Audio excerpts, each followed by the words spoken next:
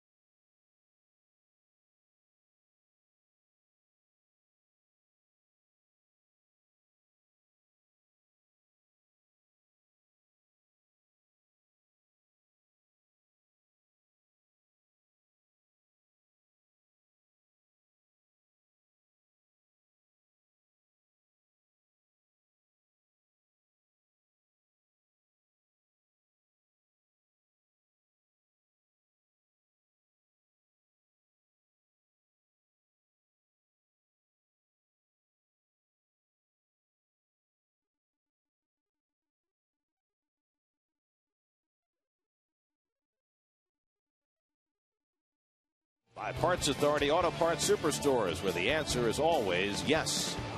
By Citi, preferred card of the Mets.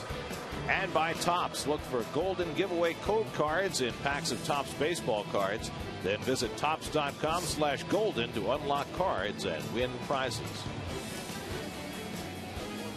SNY Super Slow Motion is brought to you by your Mercedes-Benz Tri-State dealers. Visit them on the web at searchmercedes.com. Hitting the road, take the Mets with you this season. Subscribe to MLB.tv today to see every Mets out-of-market game live online and on your favorite devices in HD quality. Visit Mets.com to order and get more details. MLB.tv, baseball everywhere. Let's take a drive around the majors presented by Cadillac. Yankees could not hold the lead in the ninth. Mariano Rivera only his second blown save in 62 opportunities against Tampa Bay as the Rays win 7-6. Carlos Beltran hit one of 4 Cardinal home runs off Giovanni Gallardo as the Cardinals go to 2-0, beating the Brewers 11-5. And Robin Ventura got to shake hands with Nolan Ryan 19 years after charging the mound, and then lost his managerial debut to the Rangers 3-2. Here in a sunny day at Citi Field, it's the Mets and the Braves on day 2, Ron Darling Day. First pitch coming up.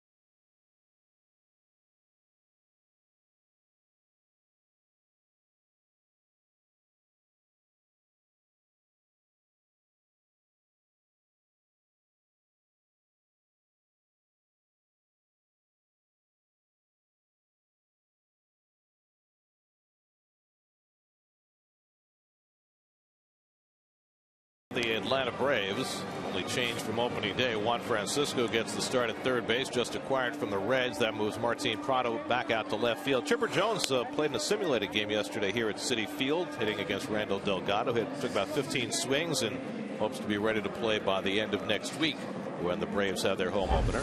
Well, here are the Caesars pitching stats from last season. Starting on July 25th, R.A. Dickey went 12 straight quality starts. 22 last year, was tops for the Mets. 41 wins in his career.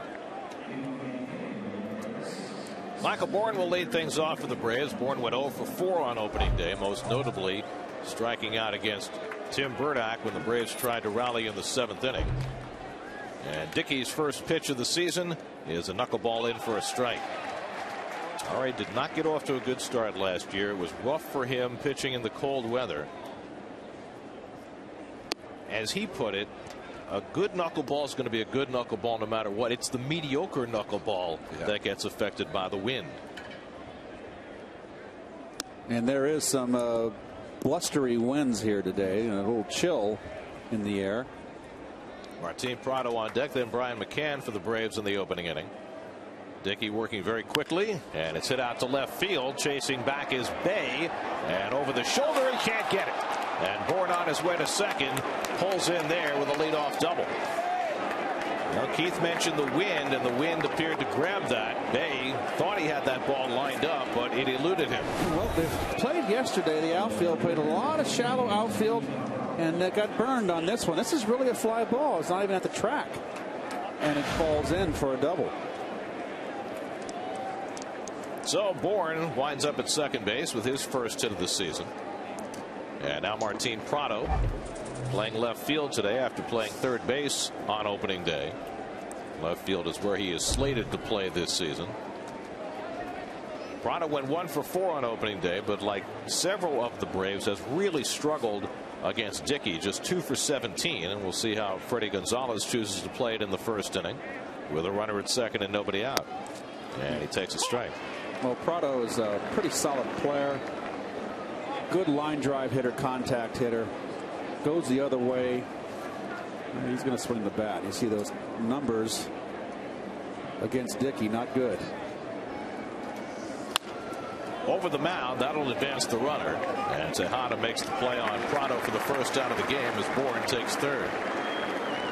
We'll take a look at the Metropolitan Lexus defense, and of course we've got Mr. Neuenhuis, his major league debut in center field, and this is a big opportunity for this young man right here. Everybody else is the same, but boy, what an opportunity. You know, you look at Neuenhuis, and he's a big guy. He was a football player and a very good one in high school. He does not profile as a prototypical center fielder. Infield back for Brian McCann, and he takes a strike.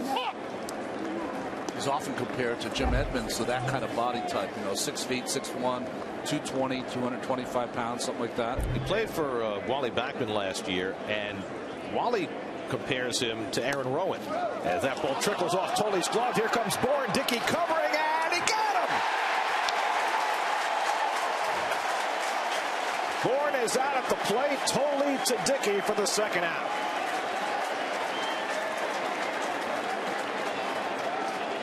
Well, a bit of an error in judgment by Michael Bourne, but good reaction and recovery. You see if Freddie's going to give him a little jaw. No, he's not. But this ball just moved away, and that's Tolley with trying to get that backhand, but gets to the ball, and he is out. Easy for a pitcher to get spiked here, but Ari does a nice job. That left ankle kind of folded underneath the slide of Bourne. He got clipped covering first base in his last spring training start. Out to left field, and Jason Bay settles under it. McCann is retired, so Dickey works around the leadoff double as the Mets get Bourne at the plate on the potential pass ball. Mets have come to bat against Jurgens in the bottom of the first. Pitcher and catcher other way.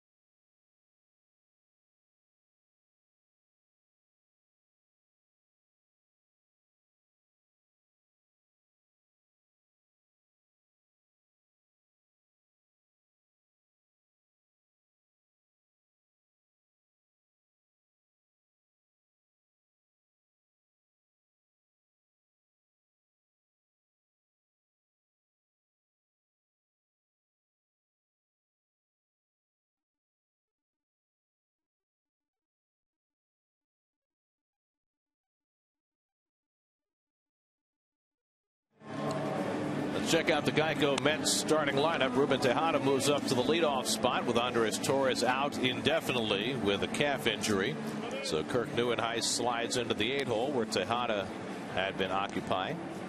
Otherwise, the lineup the same for the Mets as on opening day as they take on a guy who's been their nemesis over the course of his Braves career, Jair Jurgens. Those are the Toyota pitching stats for Jair last season. Was unbelievable at the beginning, then suffered that injury in August. You can see against the Mets, 13 starts, 8-4 with an ERA under 3. And the Coors Light Bravo defense, and Tyler Passernicki, the rookie, made his debut yesterday. He can pick it. He made a couple nice plays in the field yesterday, particularly getting a force out on a ball up the middle, a little Baltimore chop, a really nice play. Got a not yesterday, excuse me, folks. It was an off day. That's right. I was grocery shopping. How'd that go for you? It went great. I like blew through my wallet quickly. Ruben Tejada for 2 on opening day. Also got on base with a walk. And the first pitch from Jurgens outside for ball 1. So Tejada, who had started only 6 games as a leadoff hitter in his major league career before this season, goes right to the head of the lineup on the second day of the season, which I don't think is exactly the way Terry Collins planned it out. There's enough pressure on Tejada taking over for Reyes as the everyday shortstop, and now here he is with the double duty of replacing Reyes as the leadoff hitter as well. Well, I just think, too, you lose a lot of speed at the top now. Tejada, I think, was more well served in that 8th position right now, particularly at this stage of his career.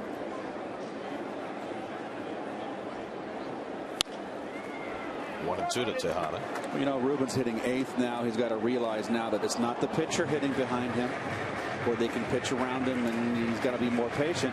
He's in that leadoff role. You still want him to be patient, but with Murphy hitting behind him, he's going to get a lot of fastballs. Swing the bat. Well, 8th is, you know, maybe the toughest spot for a young hitter to bat. 8th or 7th, either one.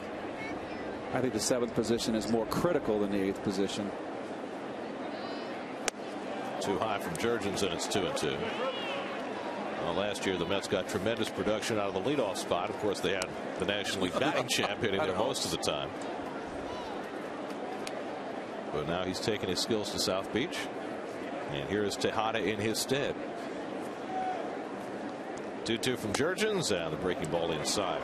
Jurgens, remember, suffered more than one injury last year. He started his season late with an oblique. His first start was late April against the Mets, and he threw 7 scoreless innings, and that got him rolling on what was a spectacular first half.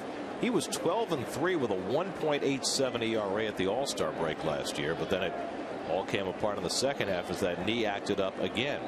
3-2, and Tejada keeps the at-bat alive. You know, they're worried about it because it's the same knee that he had surgery on 2 seasons ago. He had meniscus surgery on that right knee, and last year he left that rotation because of the right knee strain. And Jurgens right now, what I've seen, is not throwing hard, Ronnie. That radar gun was 85 on that fastball, and that's the first time I looked up. I looked up because I noticed he hasn't got a little the pop I usually see on his fastball. Tejada lifts one to right center, and Bourne coming over, gives way to Hayward, and that's the first out. So 1 out and nobody on. Daniel Murphy coming up. And you see his velocity has diminished each of the last couple of seasons. He's only 26 years old, and he really hasn't had significant arm issues, but it's been the oblique, and more importantly, it's been the knee. It's the kind of the base that he has not had to really push off and let that ball go.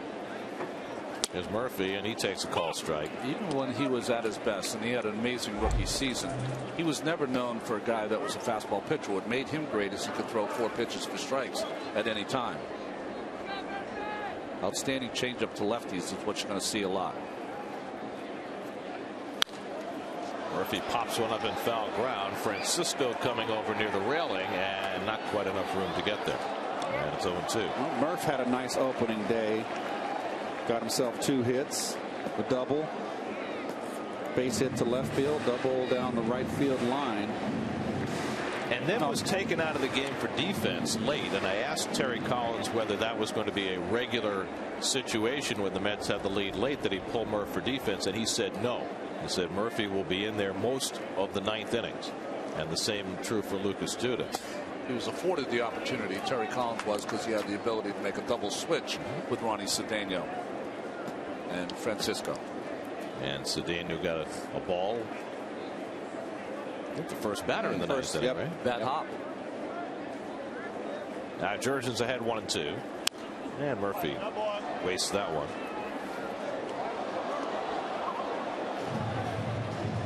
Jair Jurgens now in his 5th year in the Braves rotation. Native of Curacao. Started out in the Tigers organization. He came over in 07, the winter of 07 for Edgar Renteria. That's a good pitch right there. That one in on his fist. And Murph has that ability, and a pitcher's pitch right there. He stayed away there, the hole at bat. We'll take a look at the umpires here. Aaron Cooper's already had a call to make at home plate. Phil Cuzzi, who missed a call at second yesterday, or on Thursday. Carapazza and the crew chief, Jerry Davis. What a tough few years for Phil Cuzzi, I've got to say. So didn't he just lose his temper in one of the games last year? He just kind of went bonkers on something. I remember he had the call in the playoffs 2 years ago with the Yankees Twins. Joe Mauer hit a ball down the left field line that landed fair, bounced into the stands, and he called it foul. But that play at second base on Thursday, I mean, that wasn't even close. Here's the 2-2, and Murphy drives one out to left. Retreating is Prado, and gets there to make the grab. Well, the first 2 hitters, Tejada and Murphy, making Jurgens work. Both retired on fly balls. 2 out and nobody on for David Wright. I'll tell you what, David had a big opening day, as is his norm. But really good to see him swing the bat yesterday, hitting that second base hit. I mean, up the middle off the left-hander. Just a rocket.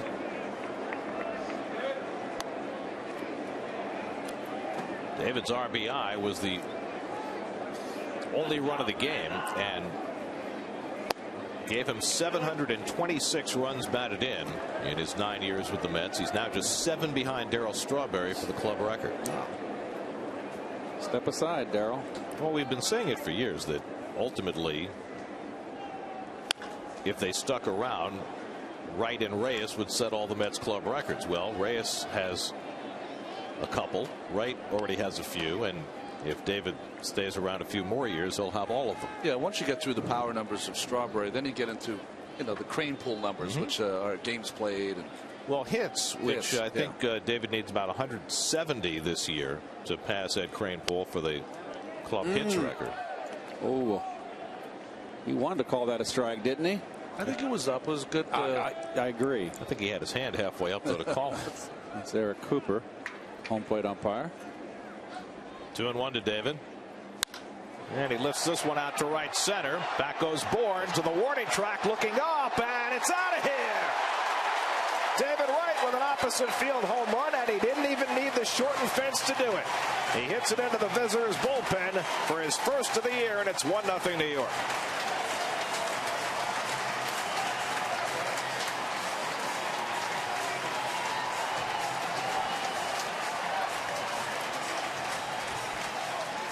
So the Mets have scored 2 runs this year, and David's driven them both in. Well, right down the middle. That's a ball he could pull. And I like to see when David gets that ball down the middle to go that way. And you're right, Gary. That was a home run in even last year's ballpark with last year's dimensions.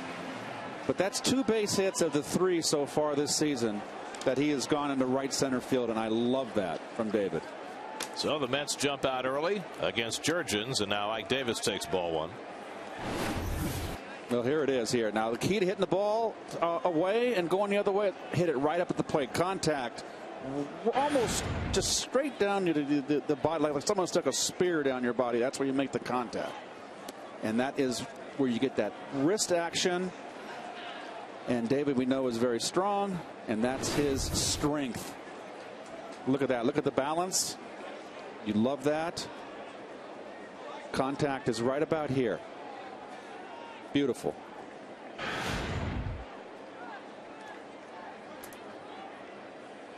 You know, I'm thinking back to the previous 3 years at Citi Field and trying to remember David Wright hitting a ball in that area, hitting one out to right center the way he used to do it all the time at Shea. Now, again, they brought the fences in, but that one was beyond the old fence.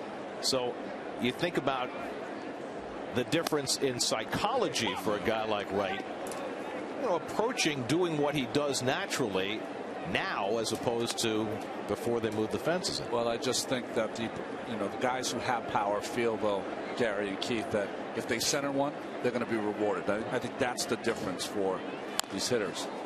You know, it's very interesting now. 83 and a third innings pitched by Jurgens against the Mets in his career. He's given up 2 home runs, both to David Wright.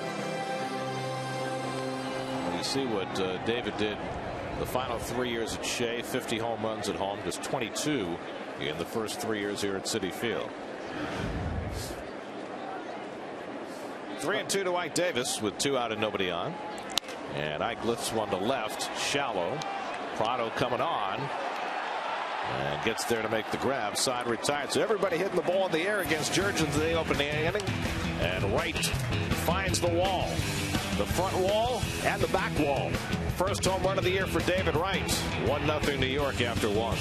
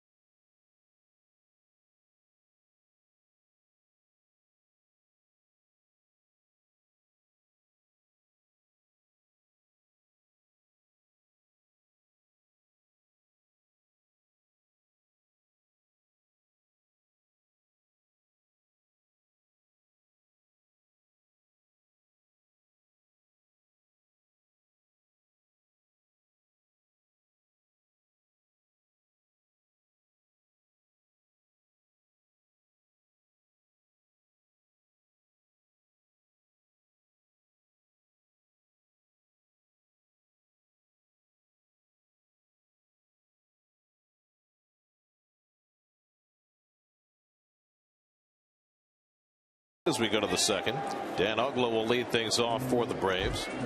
Uggla looking for his first ever hit against Dickey. Takes low and inside for ball 1. He's 0 for 21 against RA. Ouch. Only 5 strikeouts. I guess that's any consolation. I was thinking you could give him a day off, except you had one yesterday. So I think Uggla will be in the lineup every day, just as he was the first half of last year when he couldn't buy a hit. Remember, he was hitting about 160. But no one, I guess, was more professional during that time. He just kept going out there and plugging away. And then when it ended, it really ended with a 33-game hitting streak. About the most unlikely hitting streak that anybody's ever had. And then he had a big second half, wound up with 36 home runs. 1-2 from Dickey, and a weak ground ball to short. Tejada on the move, 1 out. Well, 0 for 22. Yes, sir. So Uggla retired, 1 away. Here's Freddie Freeman, who went 0 for 4 on opening day.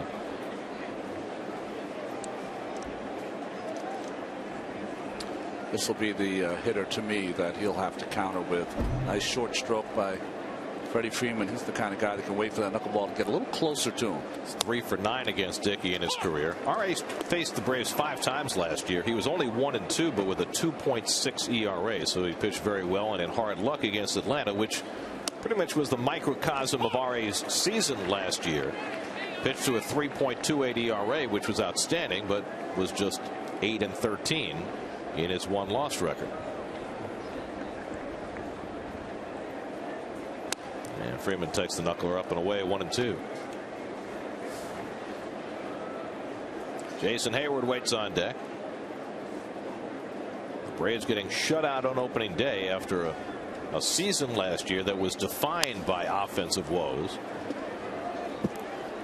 And it was fascinating to follow the Braves during the offseason after their monumental collapse, which was really unprecedented in terms of how far they were in front of the wild card race in September and the lead they let get away, and the fact that they really did nothing to upgrade their offense.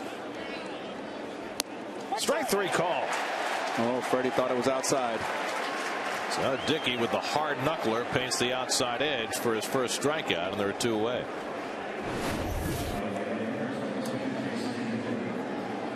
No, I think it's outside. I think he's got a gripe. No. That's got the corner. Well, it's just got some late movement. Yeah. And also, you have a catcher who can't frame the baseball and make it look better than it is. That's the thing. Josh might have caught it outside, but it crossed the plate, on the plate. Jason Hayward takes high. Hayward went 0 for 4 on opening day.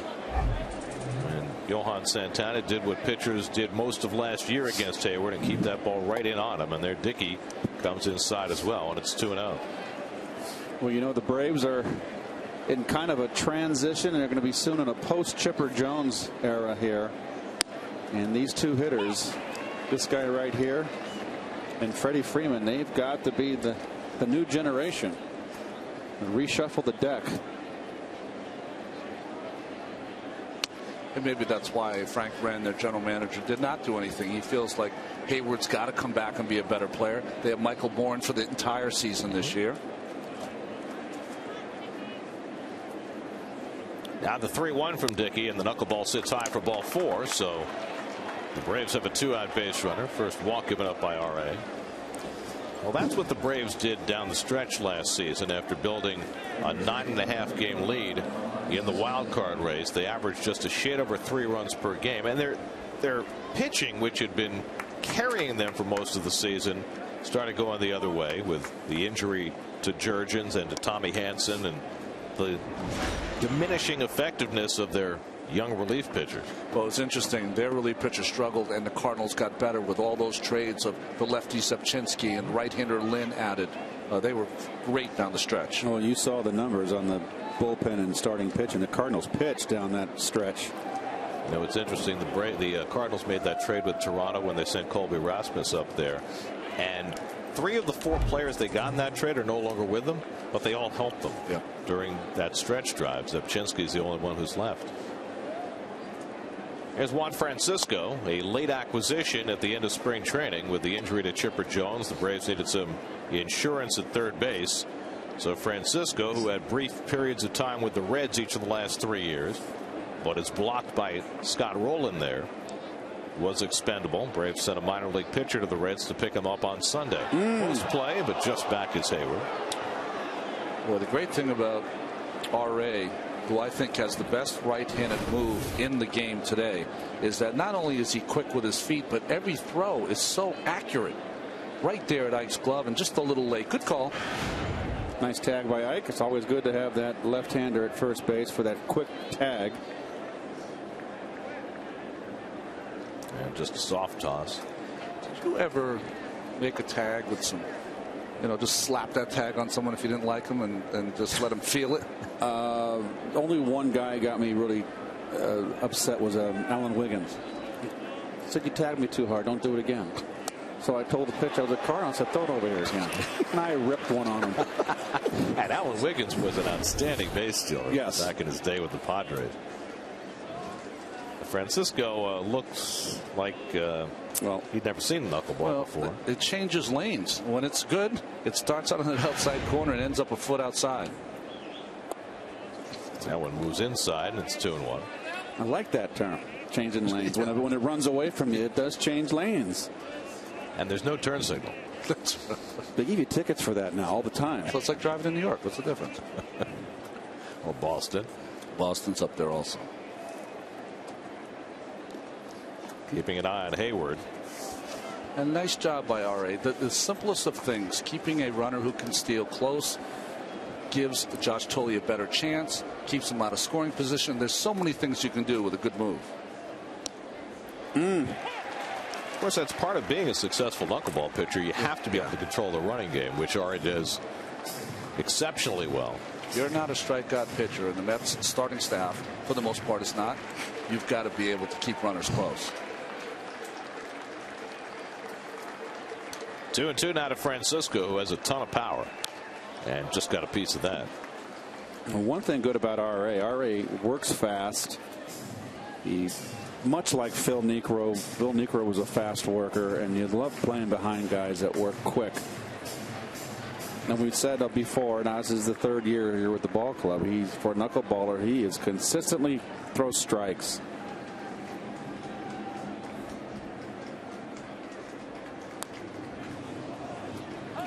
Pretty good at bat here by Francisco, fighting off some tough ones. Francisco's 6'2", 245. Reminds me a little of Sandoval from San Francisco. He had 15 home runs in the minor leagues and 3 more in the big leagues last year. But ran out of baseballs. Eric Cooper needs some more.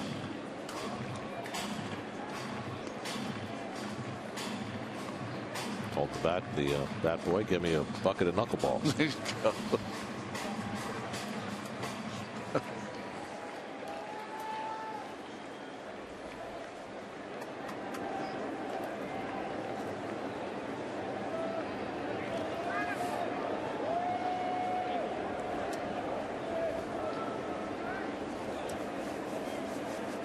Hayward a 2-out walk, and he spent a lot of time on his belly with Dickey throwing over repeatedly.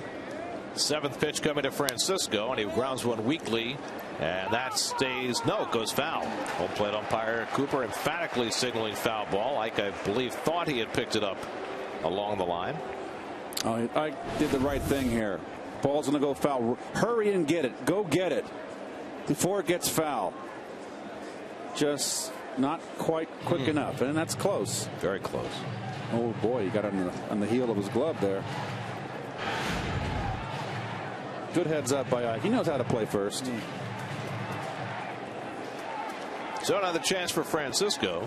He's been trying to measure that knuckleball throughout this at bat, looking for one that might not move quite as much.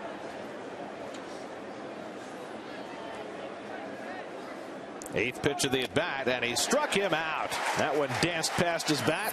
Second strikeout of the inning for R.A. Dickey. Now R.A. in full command of the knuckler this afternoon. He's got a 1-0 lead in the second.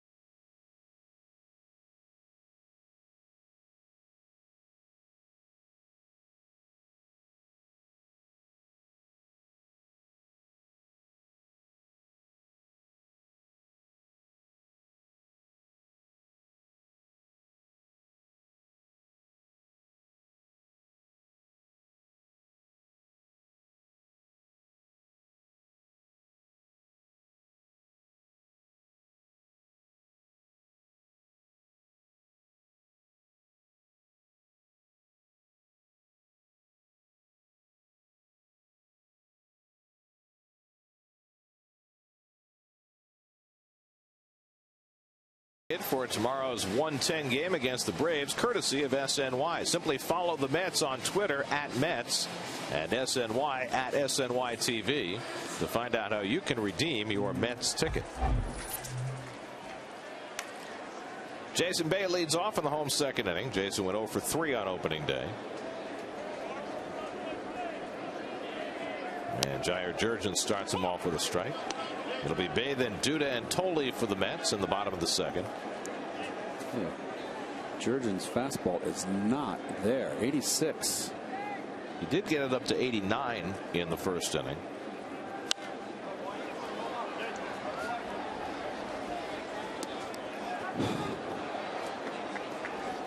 He's up with his fastball early too, Ronnie. He's been up in the strike zone. A lot of these pitchers for Atlanta, if you can get them early, especially Jurgens, once he gets into a groove, he's one of those guys, much like Johan did on the first day. He can get into a groove where he'll retire 10, 12, 13, 14 in a row. That's certainly experienced that in the past. Got touched for the David Wright home run in the first inning. Ahead on Bay 1-2 to start the second, and he breaks one outside 2-2. With Bay hitting 5th and the addition of Neuenhuis, the Mets now have 3 consecutive left-hand hitters in the 6, 7, and 8 holes. Mets are overloaded now with left-handed bats by swapping out Neuenhuis for Torres. And that fastball just misses 3-2. Boy, I tell you what, that'll get you some woofing over in that dugout in Atlanta, because they were giving some borderline low strikes to Dickey. I tell you what, you want that one, Ronnie? Yeah, that's a strike. Please. So after getting ahead 2 strikes, Jurgens gone full now to Bay, and Jason lifts one to center field. Should be easy for Bourne, battling the sun and the wind, and stays with it. He had a problem with the sun on 1 ball on Thursday, but again he stays with that one to retire Bay. New York Mets baseball on SNY is brought to you by Bob's Discount Furniture, proud to be the furniture store of the New York Mets. I guess when you play at this time of year, day games, windy days, there's no such thing as an easy fly ball. No. And it's, just the opposite of the conditions, whether you're in Florida or Arizona. But no one does it better than that young man, center field. He got around it on the other side. He went to the other side of the sun, on the other side, to make sure he caught that ball. I've heard of the dark side of the moon. I've never heard of anybody going to the other side of the sun. That's how fast he is. It's warp factor 6. That's right. 2-time Gold Glove winner Michael Bourne. Didn't win one last year. Certainly could have. Lucas Duda takes it low and away, and it's 1-1. Well, it's like Spider-Man out there. He is just in making very sure that he never want to take anything for granted on a day like this. Duda went 0 for 4 on opening day. And he lays off 2-1. Jurgens making liberal use of his changeup against the left-hand hitters, and the Mets have 5 of them in the lineup today. Josh Tolley, another left-hand hitter on deck. Now on 2-1, Duda takes the fastball low, and it's 3-1. Jurgens getting a little bit annoyed with Eric Cooper, the home plate umpire. That ball might have been a little low. Freddie Gonzalez now in his 2nd year as the Braves skipper after spending 4 years in Florida.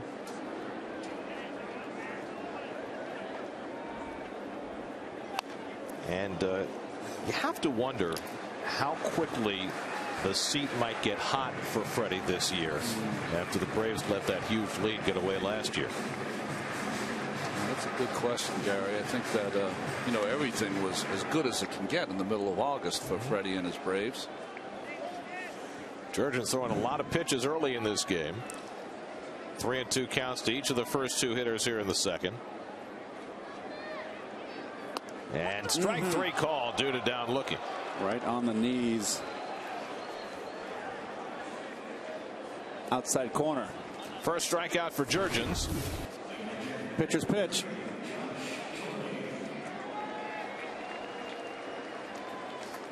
That's got the corner, and it had the knees. You were asking that question. One can only look at the Mets, how hot that seat gets when you lose a big lead. Well, that's exactly right. I mean, after the Mets lost in 07, they brought Willie Randolph back the next year, but were fairly quick to make the move the next season. There's Josh Thole, who had 2 hits on opening day, stroked them both through the hole into left field, and they've got Juan Francisco playing well off the line at third base to try and cut down that hole a little bit. Kirk Neuenhuis getting ready for his first big league at bat on deck. Well, that's what we're going to see right here. They're going to pitch Thole inside. 2 base hits yesterday to left field, and that's his strength. But look how far over and in shallow the left fielder is, and Michael Bourne in center, way over.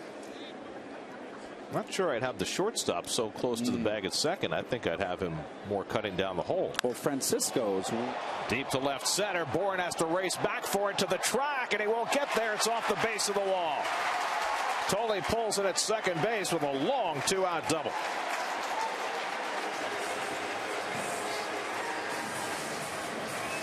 Well, Thole swinging the bat good, coming out of the gate, and that's his strength. There's a pitch.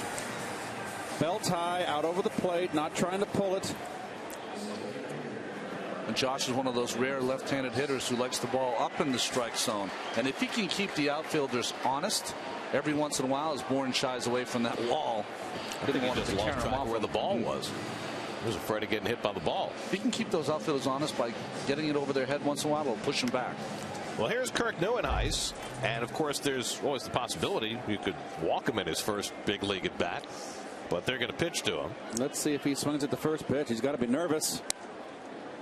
And he wanted to get a look. And let him off with a changeup, Ron, to see if he's over anxious. Kirk had 2 at bats at Buffalo in their opening game of the season before being called up.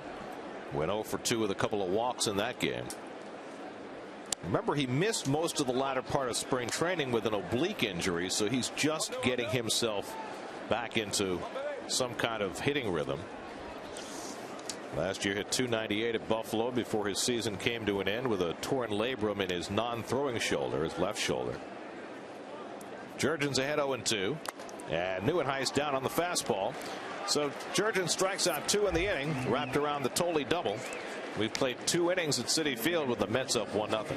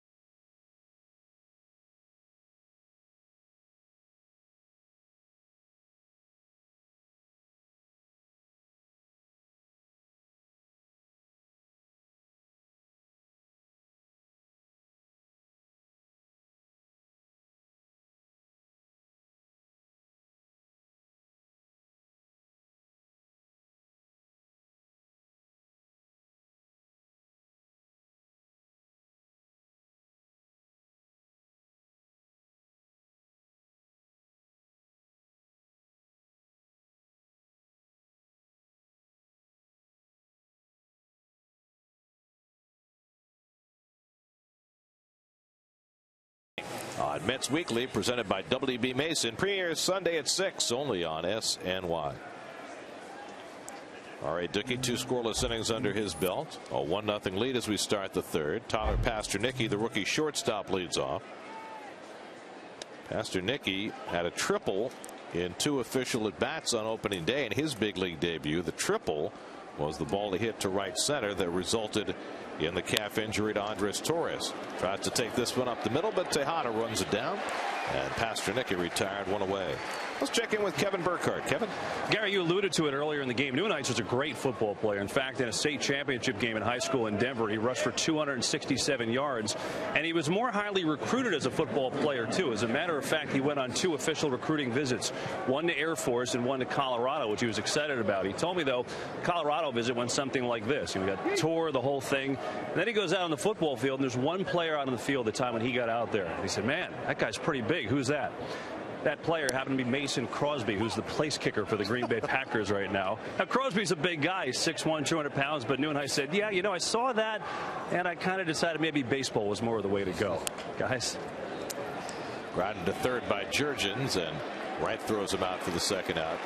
Well, that's the decision John Stearns made after playing at Colorado. That's right. You know, he got the look from Air Force in Colorado, of course, because he went to Denver Christian High School in Colorado. Hey, I had the same thing. I was recruited by Stanford. I went down for spring practice to go to the Stanford baseball team when they were playing, and then the spring practice when Plunkett was there. And I saw those guys, and I said, that's not for me. Michael Bourne hit one over Jason Bay's head for a double his first time up. So you decided on the safer sport. I was only 180 pounds as a senior. Line the other way. Bay coming in. He'll have to play this one on a couple of hops, and Bourne is 2 for 2. So Michael Bourne hitting one over Bay, and this one in front of Bay. Well, as a left-hander, the knuckleballer is going to give you the soft one more than the hard one. When they give you this, that's a fastball right there, by the way. So I always felt you can look for the fastball and adjust, but they're going to throw that soft knuckleball if you're a left-hand hitter from a right-hand knuckleballer predominantly more than the hard one inside. So set up outside. Now Dickey has to be aware of Bourne trying to steal the base as he throws a strike to Prado.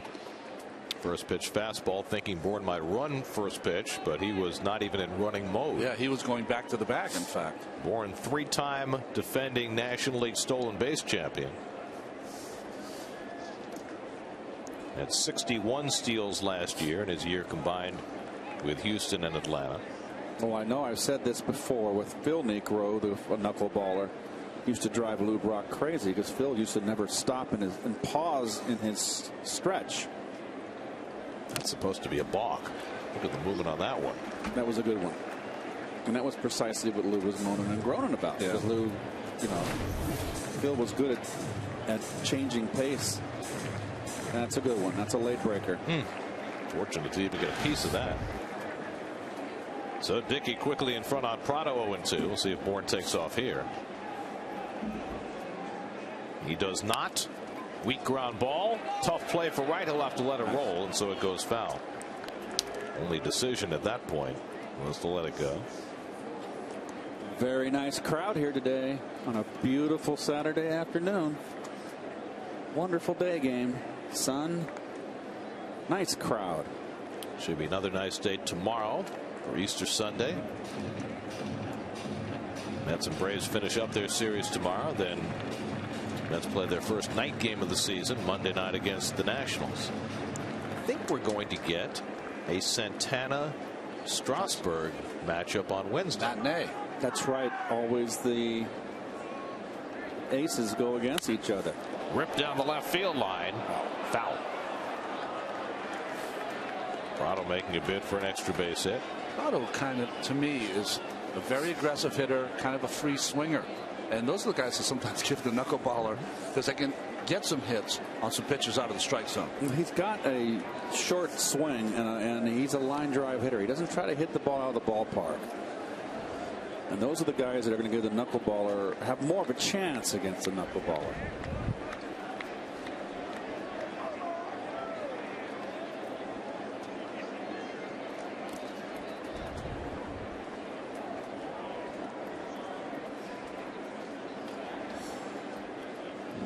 Bourne not only won the stolen base title last year, he won it quite handily. He's running, and the pitch is foul tipped and held by Tolley. Prado is down on strikes to end the inning. Third strikeout for R.A. Dickey. He had a couple during that at bat that just danced all over the place. Still 1-0 New York.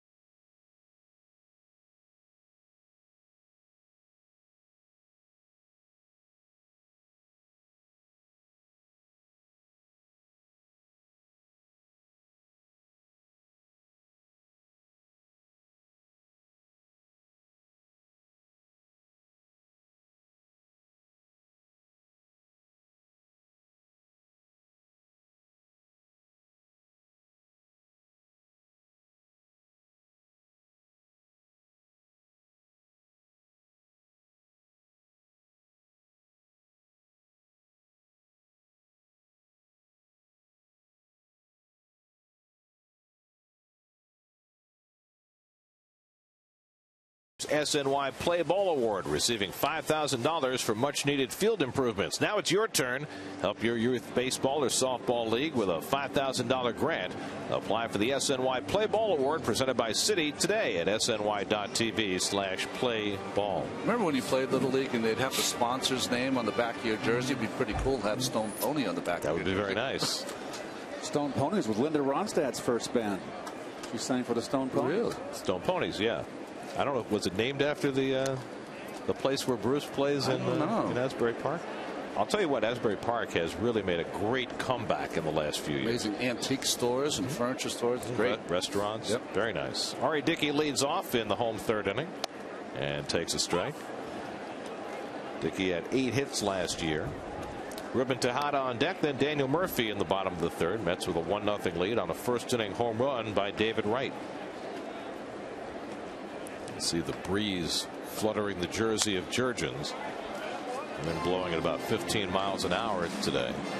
Bruce has been in concert. I think he played last night at Madison Square Garden. I'm going to go with my son and see him made second in New Jersey. Played at the Izod Center a few nights ago.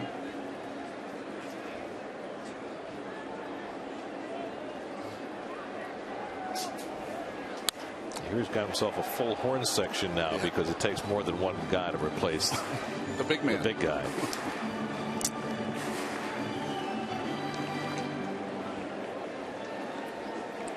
In fact, I think Clarence's nephew is playing sax.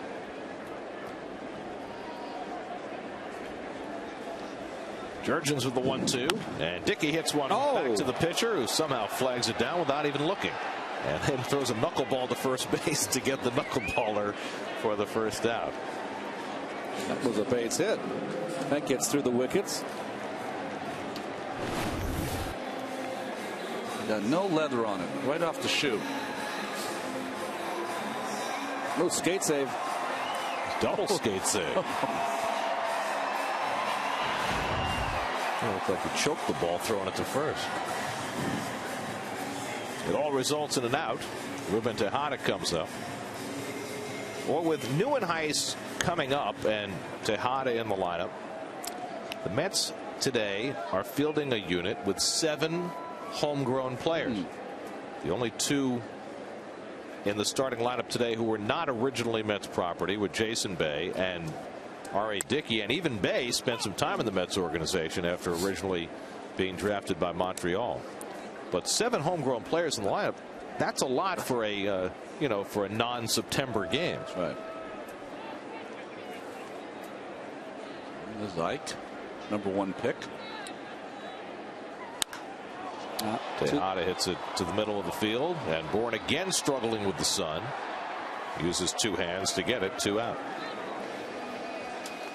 Here's your Mets upcoming schedule, brought to you by Subway. You can listen to every Mets game on Sports Radio 66 WFAN. Final game of this series tomorrow. Then the Nats come in for 3 Monday night, Tuesday night, Wednesday afternoon. Then the Mets make their first road trip next weekend in Philadelphia, and then they return the visit to the Braves week after next. For the first 6 games in the daytime. It's a good thing. You guys are on your own on that road trip. What? I don't understand. Neither do I. We'll miss you. I mean, usually in April you make your full appearance. At least I get to see you guys on TV. Yeah, well. You know, you don't get to see me. Well, we could remedy that. We could put a webcam in your house. You don't want us to see you. Or we could. What's that place you go to out on the island? The American Hotel? Yeah, we could put a little webcam in there and follow your exploits. Oh, boy. Now that would get a lot of traffic. 3-0 now to Murphy.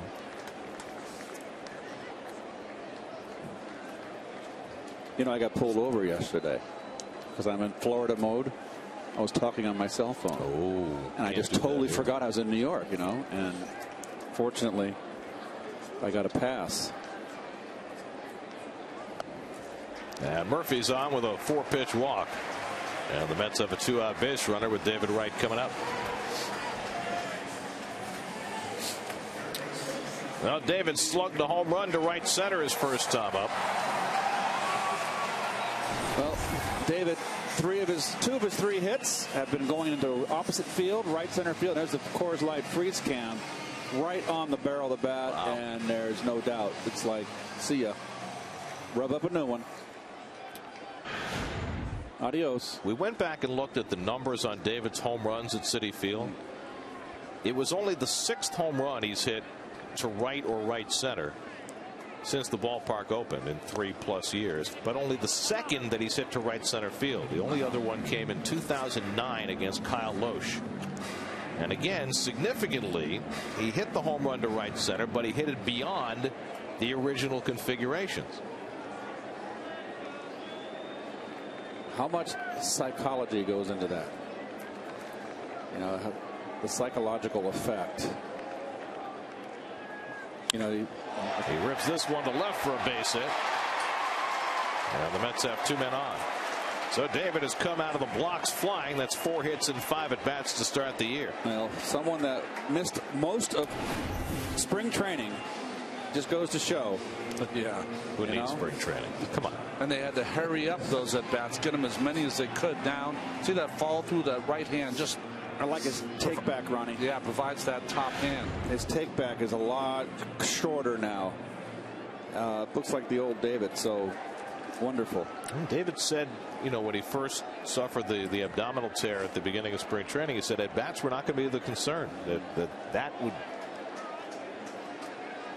would be enough, you know, just a few days of playing. He was much more concerned about getting into game shape. So get another look here. Watch the take back. Watch the hands go back. Not a whole lot of wasted motion. That's pretty classic. Very nice.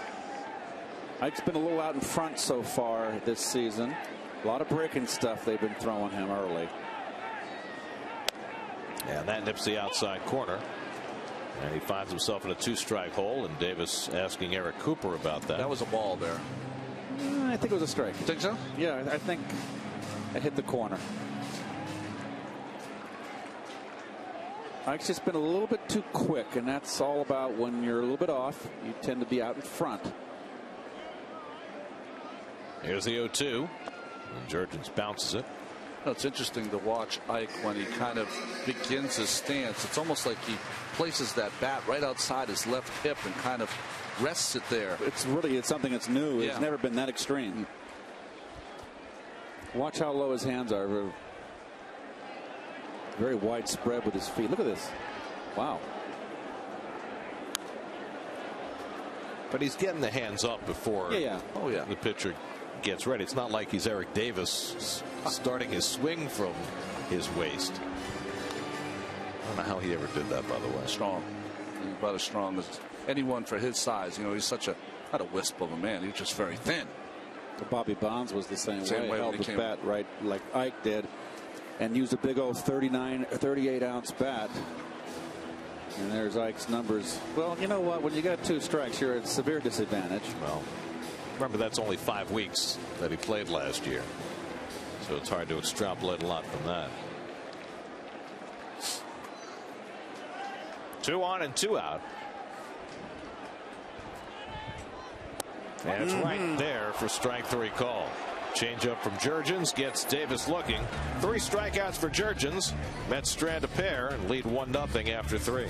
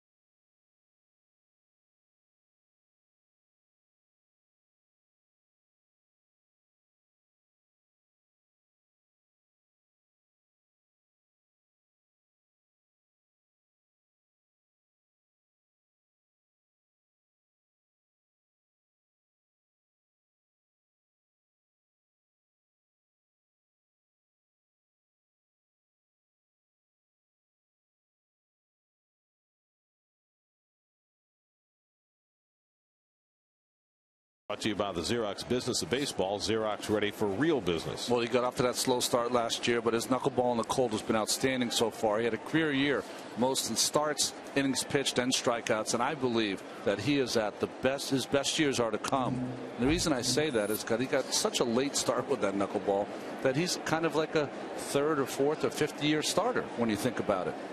I really feel that, you know, he came out of nowhere 2 years ago, and then last year there were expectations, almost like a sophomore jinx year. And with expectations, he got off to the bad start. He recovered beautifully, 12 straight, finished with 12 straight quality starts to end the year. And now I think this year, this is the year he feels he belongs. And I think it's going to show in his season. Signed his first multi-year contract last year. Sometimes that gets you where you're trying to live up to the contract. This may or may not be a career year for R.A., but it's already been a career year as far as his life is concerned. Climbing Mount Kilimanjaro in the offseason, writing his wonderful book that came out this spring, which I can't recommend more highly. McCann lines one, and Murphy playing to the outfield, able to grab it. Well, the shift worked perfectly. Murphy some 20 feet onto the outfield grass, stationed in just the right spot. Nope, right at him. If you can tell right there, that's called a humpback line drive. If Murph's playing on the dirt or the outfield fringe, it's a base hit. So McCann is retired. That's done a nice job against McCann so far in this series. Here's Dan Uggla, who bounced to short his first time up, and he pops one up into shallow left. In comes Bay, And Douglas now 0 for 23 against R.A. Dickey. 2 out. Keith, he got a fastball. He was looking for a fastball, and he missed it. Got it in enough. That ball ran in on his hands, and you saw Uggla's reaction was just a little bit quicker. Watch this. Just got in enough. He got under it. So 2 out and nobody on. Now Freddie Freeman. Did you notice too? There's been around 5 pitches. First pitch fastball. Yeah. Braves haven't been fooled. Yeah. So he's been around now. The hitters catch on as well as pitchers catch on to hitters. It's vice versa. You can only go to that well so often if you're R.A. Dickey. It's 2 straight fastballs. Well, he has the intelligence to know when to go. It becomes the same for every pitcher. Location. Can he locate that fastball? Ahead on Freeman with 2 fastballs. And he comes back with a knuckleball and it's fouled off. You haven't seen it yet, but this could be the point where he throws that real slow one. That's what he threw to Prince Fielder. That didn't work out so well. Oh, that fastball. He thought he was in the dugout, but Eric Cooper said no. This has lots of plate. I don't know what you can do there. That's like throwing a 3-0 fastball down the middle. Sometimes the umpire's surprised when he's calling knuckleball pitcher.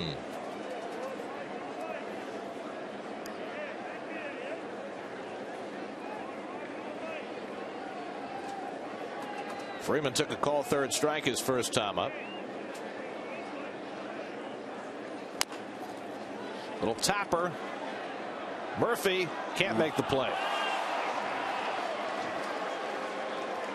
Well, there's a case right there that's Murph's ball all the way. And he Murph, for someone that's very aggressive and wants the ball. It's one of the rare times I've seen where Murphy got, okay, maybe I don't want this ball. I think he saw Tejada out of the corner of his eye. That is part of it, but also Murph was playing 3 steps into the outfield grass, so that if he's playing in, he was rewarded with McCann, and this one's taken back. So it's an infield hit for Freeman. 3rd hit for the Braves. That gives Jason Hayward a shot with the tying run at first. And Hayward takes inside ball 1. Now remember, Dickey thought he was done with this inning. He threw that fastball that he thought had the inside corner to Freeman, took a big step toward the dugout. And sometimes that's hard for pitchers when they're mentally through the inning. And you give up a ground ball, which looks like a 4-3 in your scorecard, and that's not out either. Hayward walked his first time up. Ball and a strike to Jason Hayward.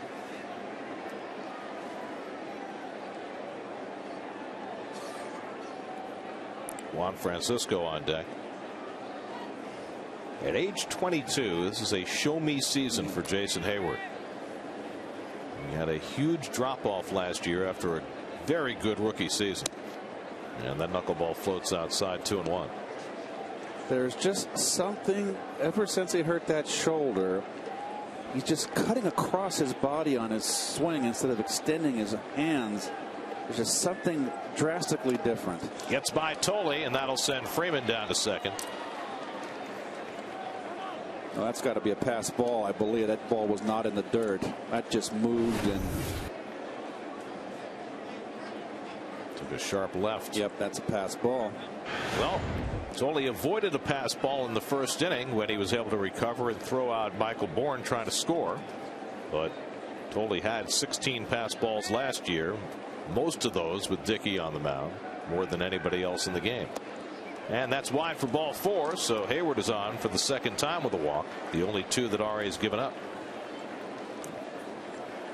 It's one of those where you feel like you're throwing 7, 8, 9 extra pitches that you didn't need to throw. Should have been in the dugout. Yeah. Well, it happened last night to Jared Weaver, had an amazing game. The 3rd baseman, who's new now, Trumbo playing, made a couple of errors with 2 outs, made him throw 18 more pitches in the game. He was still pretty good. 8 shutout innings against the Royals, 4 hits, 10 strikeouts. Pujols had an 0 for, right? 0 for 3. Yep. And you know what? He did not get the biggest ovation of any Angel last night. You know who did? Kendry Morales. Yeah. Of course, Morales missed a season and a half after that ill-fated home plate celebration, and he got an enormous ovation from the Angels fans. And he'll be their DH, right? Juan Francisco struck out his first time up. 2 out and 2 on, and Francisco laces one to center, but Nieuwenhuis is right there to grab it. Side retired. First chance in the outfield for Kirk Nieuwenhuis, and it's the 3rd out in the top of the 4th. Mets with a 1-0 lead. R.A. Dickey continuing the Mets shutout streak to start the year.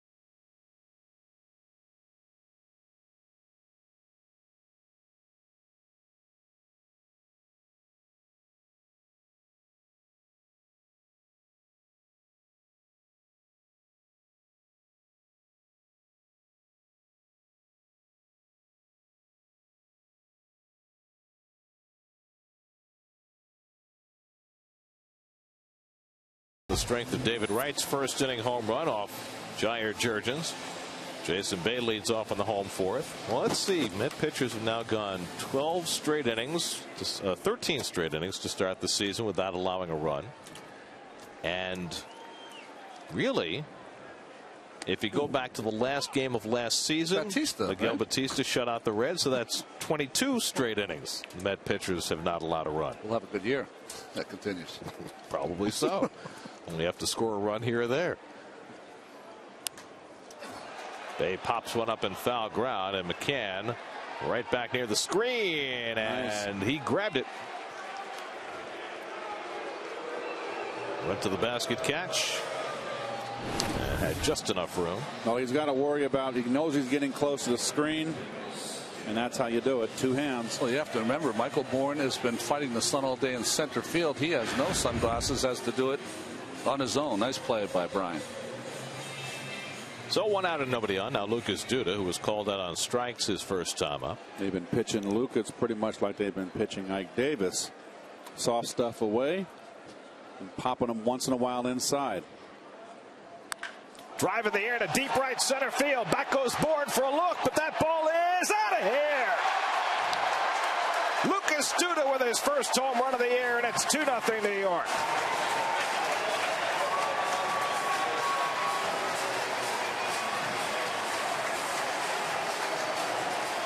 The new friendly dimensions of Citi Field provide their first long ball. This one by Lucas Duda.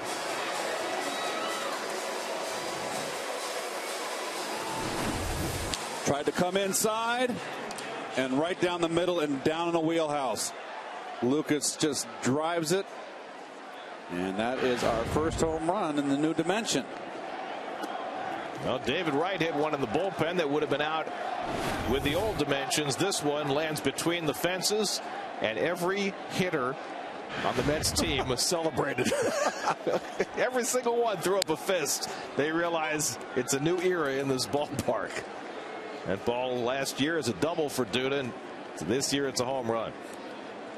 Josh Thole doubled off the base of the fence in left center his first time up. To shortstop, and Pasternicki plays it out of the webbing for the second out. Mets just hit their second home run of the game. Log on to sny.tv/Dwayne Reed to print out your coupon for a free Axe Anarchy body spray, redeemable at any Dwayne Reed location. May have a few more of those this year. Well, you know what? That home run right there, it's 390 where he hit it. Should be a home run. That's right? a long way. That is a long way. Here's Neuenhuis for his second major league at bat. Struck out on 3 pitches his first time up. And again, he takes a first pitch changeup for a strike. Same plan as last time for Jurgens. Neuenhuis, 24 years old, a third-round pick for the Mets in 2008. Played college ball, as it turned out, after those football recruiting visits at an NAIA school, Azusa Pacific.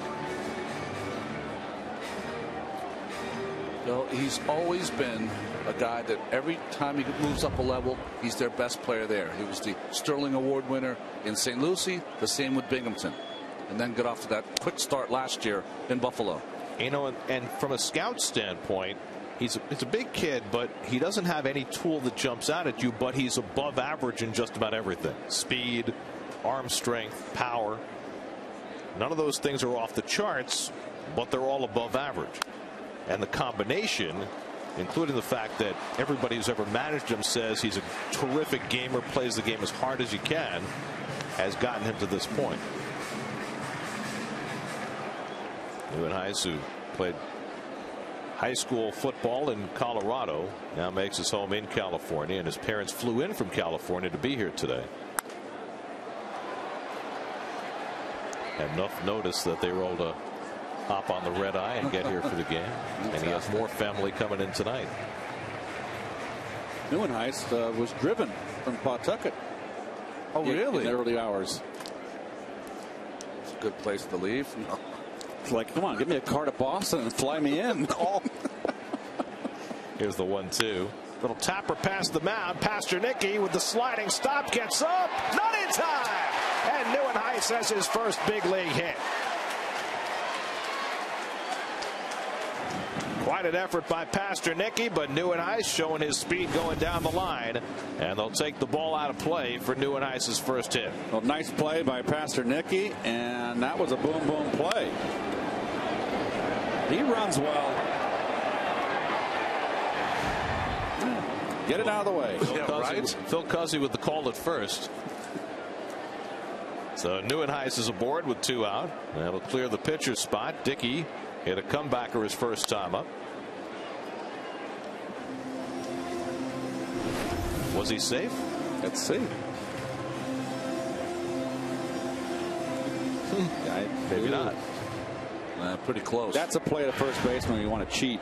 Come off the bag, right? Just a little bit off the bag. By the way, he was 3 strides across the bag in the retelling of it. And Dickey trickles one through the hole, and the Mets with back-to-back 2-out hits from the 8 and 9 hitters. Neither one of them hit particularly hard. So Pasternicki makes the play going to his left. Can't quite get to this one going to his right. Well, you're always going to play the pitcher or the opposite field, and Dickey pulls it. And now you got Tejada up, who's 0 for 2, and 2 fly balls. It's something he cannot do. He's got to hit the ball on the ground. And he also hit a fly ball his first time up on opening day. So he's got to focus on hitting the top half of the baseball. You know, he hit a couple of home runs late in spring training, and you have to make sure with a young player that he doesn't get it in his head that that's his game. I don't care how far they move the fences here. That's not his game here at Citi Field. 2 on and 2 out, and Tejada takes a knee-high strike with a changeup from Jurgens. See Tejada, when he's at his best, he's up the middle or the right field, occasionally pulling that breaking ball. Looking for his first hit of the year, going 0 for 4 thus far.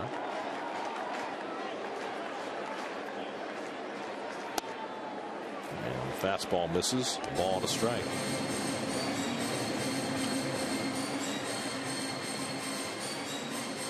There you see where his hits went last year. Fairly even distribution.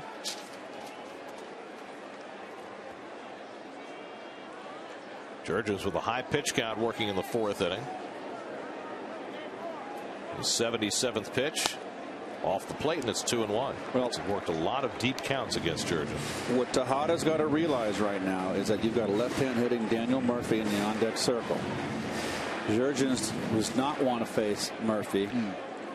You're ahead in the count. This is a pitch to hit. You're going to get a fastball away, right? 90% of the time. It's a pitch to hit.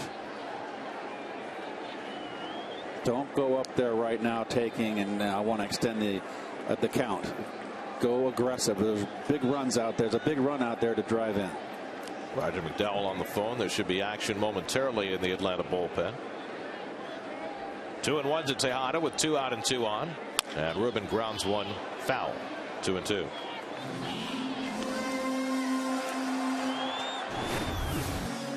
Well, there's the Coors Light freeze cam on the play at first base. Ball in Freeman's glove, and Neuenhuis not quite at the bag. Take it. It'll be a line drive 25 years from now. Maybe tomorrow.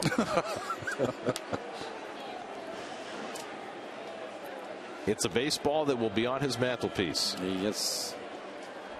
I have mine. 2-2. Tejada fouls one off.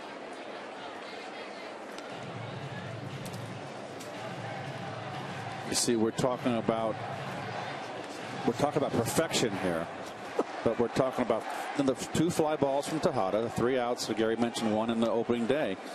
That ball doesn't go down as a fly ball out. It's a foul tip, but he's under it. Get on top of the ball.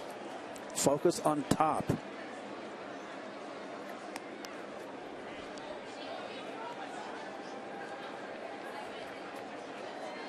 You know what's easy to forget? Ruben's 22. Of course. He's only going to get better. 2 balls, 2 strikes, 2 out, 2 aboard. And it's up and in. Full count. So that'll get Neuenhuis and Dickey in motion with 3-2 and 2 down.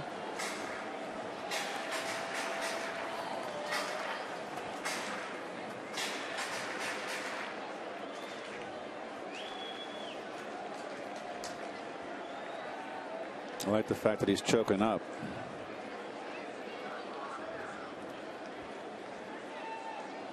Runners go. 3-2. Outside, ball 4, and they're loaded up for Murphy. Second walk given up by Jurgens. So after the home run by Duda, Mets had 2 out and nobody on. Neuenhuis with an infield hit. Dickey just barely dribbling one through the left side, and now Tejada works out the walk to set it up for Murphy. Roger McDowell paying a visit to the mound. Boy, that is a big walk there. Tejada, as you see Livan Hernandez up in the bullpen. Last time we saw Livan, he was wearing an Astros uniform and getting lit up by the Mets in Port St. Lucie. They let him go the next day, and the Braves an hour later signed him. I think he had batting gloves or gloves in his back pocket as he's warming up. Well, you know, he likes to hit. That's right. It's a real good chance here for Murph. An extra base hit to get this game really in New York's way. That's with a 2-0 lead. Neuenhuis at third, Dickey at second, Tejada at first with 2 out. Murphy has flied to left and drawn a walk. 2 hits and 5 at bats to start the year.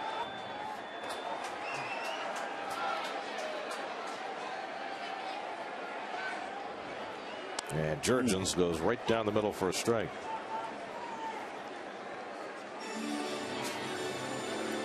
Murphy tremendous last year with those 2 out run scoring hits.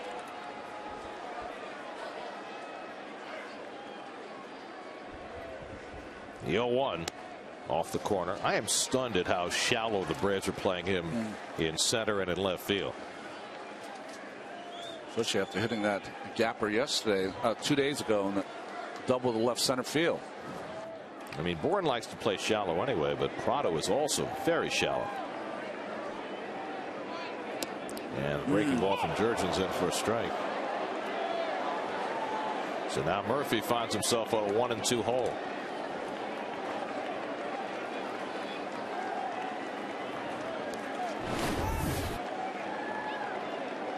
Jurgens hadn't thrown a lot of those sliders today. It's been mostly fastball changeup. So now he has Murphy in a hole. Going inside. Now they're going to stay away. Line left field. Prado in the right spot to make the catch. Side retired. But the Mets had a run on Lucas Duda's first home run of the year. First guy to hit it between the fences. As Duda goes deep. A couple of solo home runs for the Mets. And it's 2-0 New York.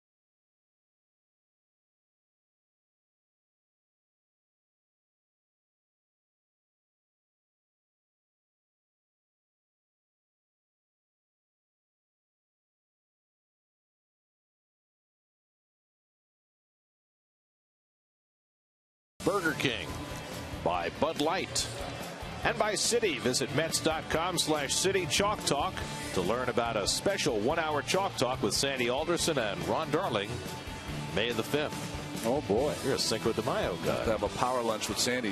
Figure out what he wants to talk about. All right, Dickey ran the bases in the last inning. Takes a 2-0 lead to the mound for the 5th. Solo home runs by David Wright and Lucas Duda. Keep in mind the Mets in 81 home games last year hit 50 home runs in this ballpark. They've hit 2 today, and they have a 2-0 lead as Tyler Pastornicky leads off for the Braves. Well, we're going to keep track this year of all the home runs that would not have been home runs. Oh, good. We're going to keep a running count of that. Where are you keeping the count? Oh, that's not me. It's not my job. Pastornicky grounded to short his first time up, and he takes it wide for ball 1. Let's check in with Cal. Keith, there's a giant chalkboard out by the truck. So on your way to the car, just mark a 1 right there on the way out. It's a beautiful system. You know, guys, I was talking to Freddie Gonzalez about Tyler Pastornicky today, and, you know, he had a rough spring. I mean, he was basically kind of handed the job for spring training, but then, you know, he had a real bad slump. Andrelton Simmons, this rising star in the system, played great, especially defensively, and there was pressure on him. Freddie Gonzalez said, you know, he had really much better at bats the last 10 days and really handled himself through the whole thing well. He said, you know, one thing about him, he knows his way around the clubhouse. His father, Cliff, was a player in the Kansas City Royals chain. He got 10 games in the majors, but he was kind of blocked by a guy by the name of George Brett. So he has that in his blood. He knows how to play the game. He knows how to carry himself. And he has speed. He stole 49 bases one year in the minors. Freddie Gonzalez said, I could see him mid-20s. 49 might be a little high. Guys? Well, we've already seen his defensive skills as he rolls one out to his opposite number, and Tejada throws him out 1 away. Simmons is probably the better defensive player. The scouts say he might be the best defensive shortstop in the minor leagues, but he hadn't played above A ball. He hasn't played above A ball, but you and I saw him play one time. His skills just you know, leap at you like his swing. Yeah.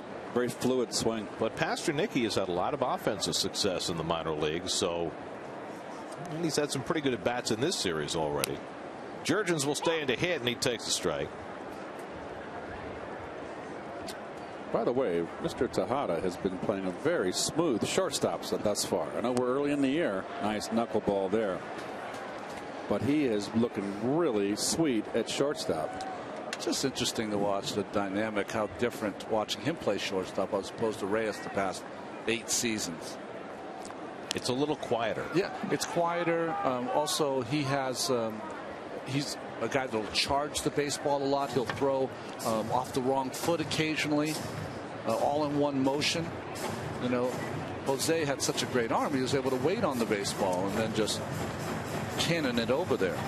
I think if you watch Ruben in pre-pitch preparation, that's a big difference too. Reyes was much more of a reactive player. Keith, where does it help when you look at Tejada looking to his right? He's got David Wright, and then Pasternicki will eventually have Chipper Jones. Where does that veteran leadership help these young guys? Well, Kev, I don't feel, you know, you got to get used to who your partner is, no matter if it's a Chipper Jones or just you're playing besides another rookie. I think that Wright will be a calming influence, certainly, but from a defensive standpoint, to me, that was always the easiest part of the game, and I think it's the same way for Ruben. And the hitting was the tough part. I mean, you go and try to get everything you can get to. Michael Bourne has 2 of the 3 Atlanta hits today.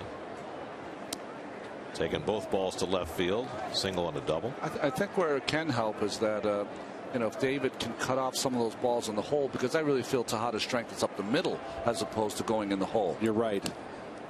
Remember, he had a tough time with his backhand, Tejada, and they had to teach him the backhand, which was really shocking to me. To have to teach someone a backhand at his age. So, you know, maybe you position Wright more in the hole so he can play to his strength, more to his strength up the middle. Well, David is off the line against Bourne. Although, you know, the Met lefties much prefer if David plays the line, particularly Santana. Well, the lefties would change the whole program. If you're going to play right down the line, then you've got to position Tejada in a pull position too in the infield, and also bring your second baseman over. Dickey behind 3-1 and misses with the fastball, and so Bourne is on for the 3rd time. That's the 3rd walk given up by RA. And it's the 3rd time in the game he's had 2 out and nobody on, and has not been able to quickly get that 3rd out. He's yet to have a 1-2-3 inning. So now Martin Prado bats with a runner at first and 2 out. Prado has bounced to short and struck out 0 for 2.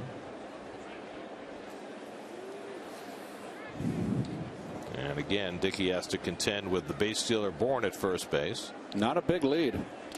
He has not been in running mode this entire game. Well, you know what? It's a little chilly. Uh-oh, Dan Worthen's going to come out to the mound here. Surprise visit.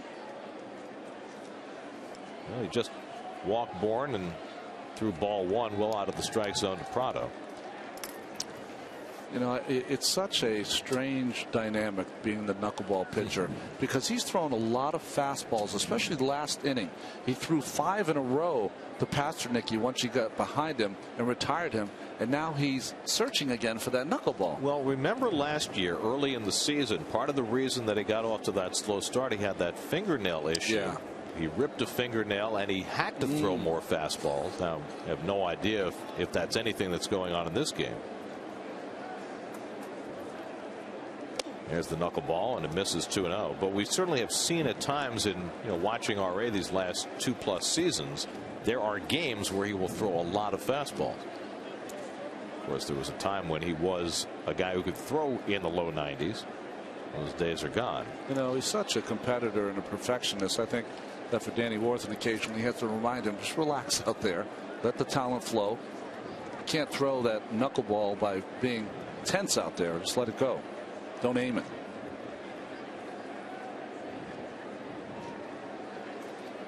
Now behind 2-0 on Prado. And he drives one deep down the left field line, back toward the corner. That ball is out of here, and the game is tied. A 2-run homer from Martin Prado. And just like that, the Braves get even at 2-2.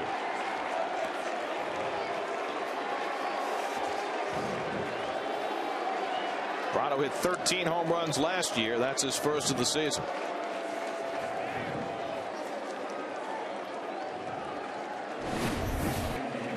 Well, fastball? Yep. And he just turned on it. And a lazy sink. The same pitch that Ugla missed. Prado did not. I almost want to think. McCann grounds one. I almost want to think maybe you want to throw that fastball away. If you're going to throw a fastball behind the count, throw a fastball away, and they can try to pull it out of the ballpark. So a 2-out walk hurts R.A. Dickey. Prado ties the game with a home run, and now David Wright, who opened the scoring with a home run, will get a turn at bat as the Mets come up in the bottom of the 5th, tied with the Braves at 2.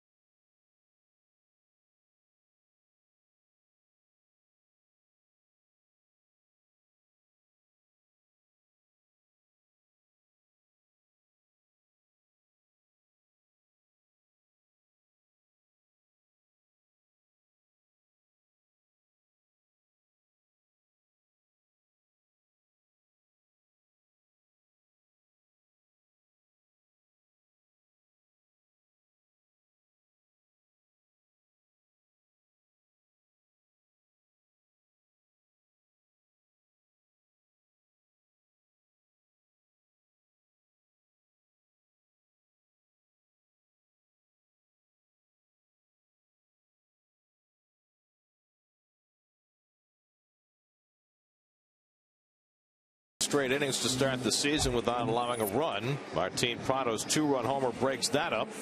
2-2 games. We go to the bottom of the 5th. And David Wright, who's come out flying. 2 for 3 opening day. A home run and a single to left in the game this afternoon.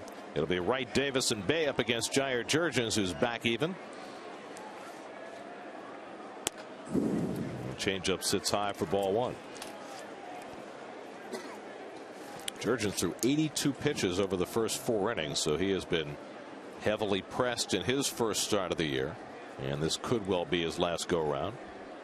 Oh. David drives this one down the left field line, but he hooked it foul. A little bit too quick. And he broke his bat off the end. Jurgens has only thrown really one good slider all day today. That was that backdoor one to Ike Davis. Other than that, they've just been kind of spinning there waiting to be hit. Feel for your breaking pitches in the kind of cold, blustery, windy weather is tough.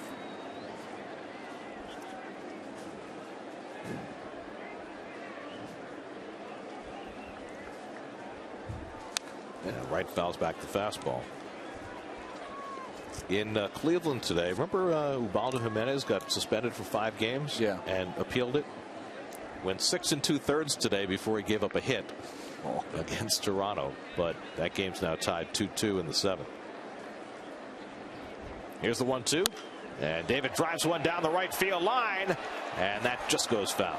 Well, good approach right there. As a pitcher, Ron, David, you know, we talked about it the opening day how he gets locked in to right field. Do you see that swing and you know that he was protecting? Absolutely. If you throw a first pitch fastball like they did his first at bat 2 days ago, and he hit a seed straight back, but you could tell he was going the right side, you have to recognize that. And the reason that he is getting these great swings off Jurgens, he has not thrown one fastball inside yet. Just to get right off the plate, try to surprise him inside. Now on 1-2, Wright reaches for it and fouls it off. I always find now I've seen McCann enough behind the plate, because obviously we're in division. We play the Braves 18 times a year. McCann, and this is as you young hitters out there, Lou Brock's told me, know your catchers, what they like to call, what their patterns are. McCann likes to call predominantly away. Right back to Jurgens, and he makes the play on Wright. 1 out. Jurgens has helped himself on a couple of plays today, and he's now retired the leadoff hitter in 5 straight innings. So David's retired for the first time. He's lucky there, though. He doesn't get himself in a fielding position. He gets himself kind of side saddle, which put him in a good position to make that play by David. Well, the other play he made on Dickey, he kicked it from 1 foot to the other before he threw him out. I think that got off the end of the bat a little bit on David there. Ike is 0 for 2. Fly to left, took a call, 3rd strike. See, when he follows through, he's not in a fielding position like R.A. Dickey. He's really facing the first baseman. So that ball to his left is a play he can make. He's got good hands, good reaction. Well, they're just throwing Ike soft stuff away, aren't they? Change up, leading him off, and now a backdoor slider, 78 mile an hour. They're throwing him the soft stuff. See, look at this, another outside pitch here. Got that one over for a strike. So, change up, couple of sliders, and Ike finds himself on a 1-2 hole. Probably see himself a fastball in just for show until he goes back outside. Jason Bay waiting on deck.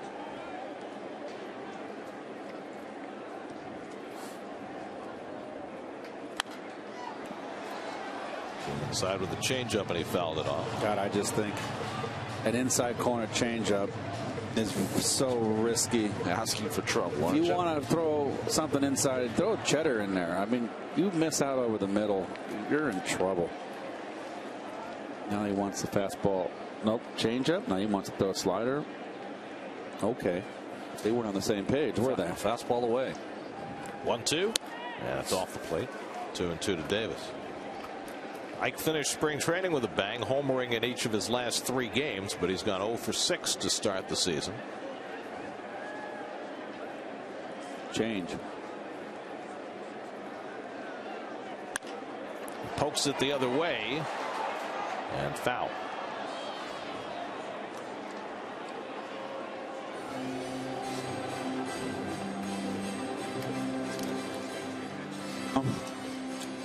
I'll take a moment to wish our producer Greg Picker a happy birthday today. Is it? It is.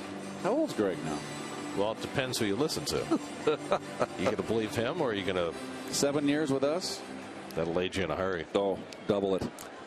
A few more gray hairs every day. But happy birthday, Greg. Good at bat by Ike Davis to get this to a full count.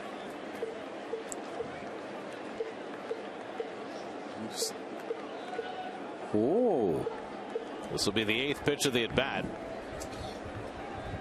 3-2 changeup is outside, ball 4, and so quite a turn at bat for Ike Davis as he gets in a hole and works out a walk. 3rd one given up by Jurgens. He's getting close to 100 pitches now. 98 for the day. Got 3 left-hand hitters coming up after Jason Bay. So this could be Jurgens' last batter, although they've got Levon Hernandez, another right-hander, up in the bullpen. Bay is 0 for 2. And he swings and misses at that first pitch slider. and that was a hanger. Jason is flying to center and fouled out to the catcher. This is right there to hit.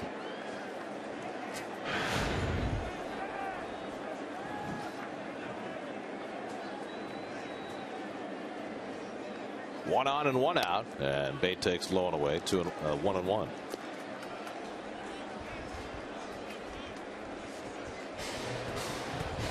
Lucas Duda, who homered his last time up, waits on deck.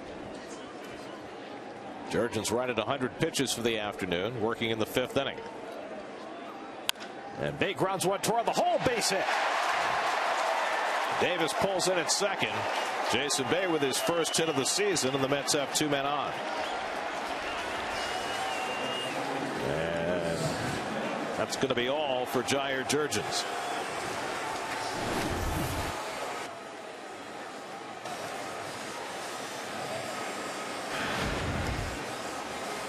So Jurgens will take his exit after 4 1/3, and the former Met Livan Hernandez, recently added by the Braves, will come out of the bullpen. This call to the bullpen brought to you by Verizon Fios as Livan makes his way in. Tie game in the 5th. We'll be right back.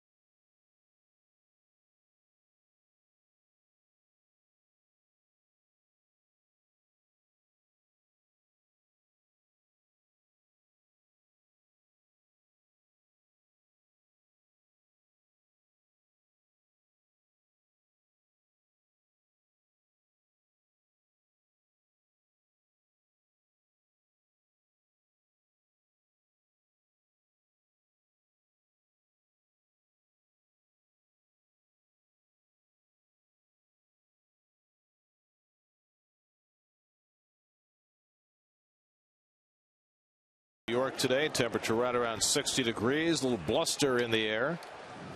Mets and Braves tied 2-2, but the Mets have the go-ahead run at second as Livan Hernandez, a familiar face in an unfamiliar situation, comes on to pitch.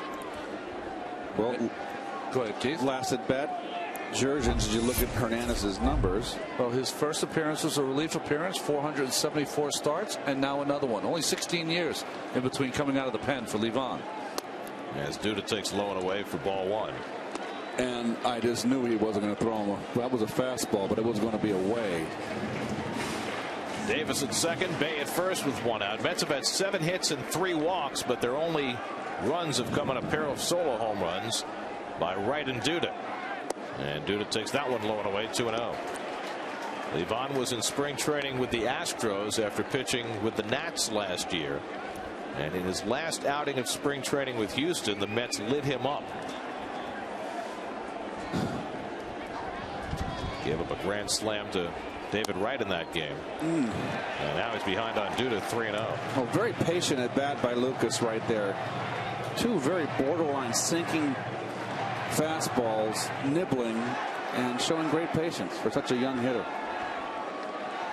50 complete games and over 3,000 innings to go with those great stats for Livan. There's a strike to Duda, 3-1. This is where Duda, if he can try, Livan is going to pitch him away. He can just shoot it that way. Tremendous power to left center field. So now Hernandez behind in the count, 3-1. And Duda flares one foul. Livan, now 37 years old, pitched for the Mets and pitched very effectively at times in 2009. Then started to fade as the season went along, and the Mets let him go, and he wound up in Washington for the last 2+ seasons, and still plying his trade 15 years after he burst on the scene with the Marlins in '97. Got in on Duda, who pops it up. Infield fly rule will be called. Batter is out, and Francisco puts it away for the second out. That's quite a job by Hernandez after falling behind on Duda 3-0. Got him inside. Everything away and then popped him in. That's right. 5 pitches away and then a little cutter inside. So 2 out and 2 on. Mets have left 6 runners in the last 3 innings, and in danger of losing a couple more as Josh Thole comes up. Thole banged a double off the base of the left center field fence in the second. Then he grounded out to short in the fourth, 1 for 2. That's with 2 runs and 7 hits. The Braves 2 runs and 4 hits. All the runs in this game coming on home runs. And very shallow left and center. Properly shading the other way. I would be more inclined to move Pastor Nicky a little more in the hole. The only problem you have here with playing Bourne the other way is that Livan doesn't throw hard. He throws 81 to 82 miles an hour. Thole could hit it against the defense, pulling.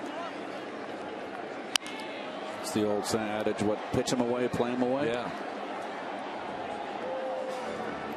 Mets in their opening day win were 1 for 9 with runners in scoring position. Today they've gone 0 for 4. Kirk Neuenhuis in his big league debut already has a hit. He's waiting on deck.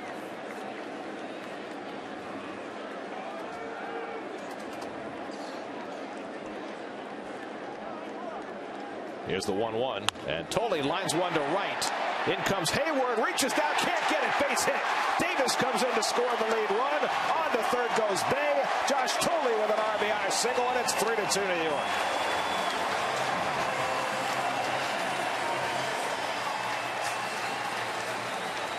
So Josh Thole comes up with a big 2-out hit. Tried to come inside, and he got it up. A big difference there. Nice hitting by Thole, where it got in on Duda the prior at bat. He gets the barrel there.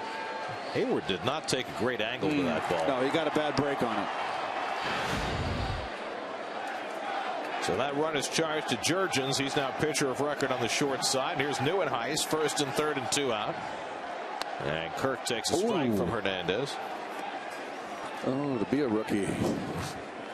You just don't get that call. I thought it was low. Bay at third. Josh Thole now 4 for 6 to start the year. And the breaking ball swung and missed. Nearly swung out of his socks at that Bugs Bunny curve, and it's 0-2.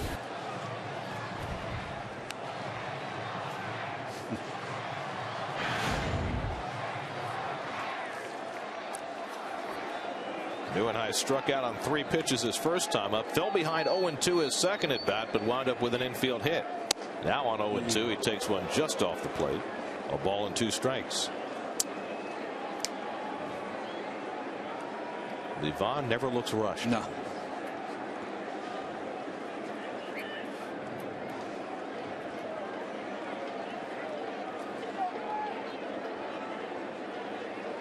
One-two to Neuenhuis. Tap to shortstop. And Pasternicki makes the play for the force to end the inning. But the Mets regain the lead. 2-out RBI hit for Josh Thole. And the Mets lead 3-2 after 5.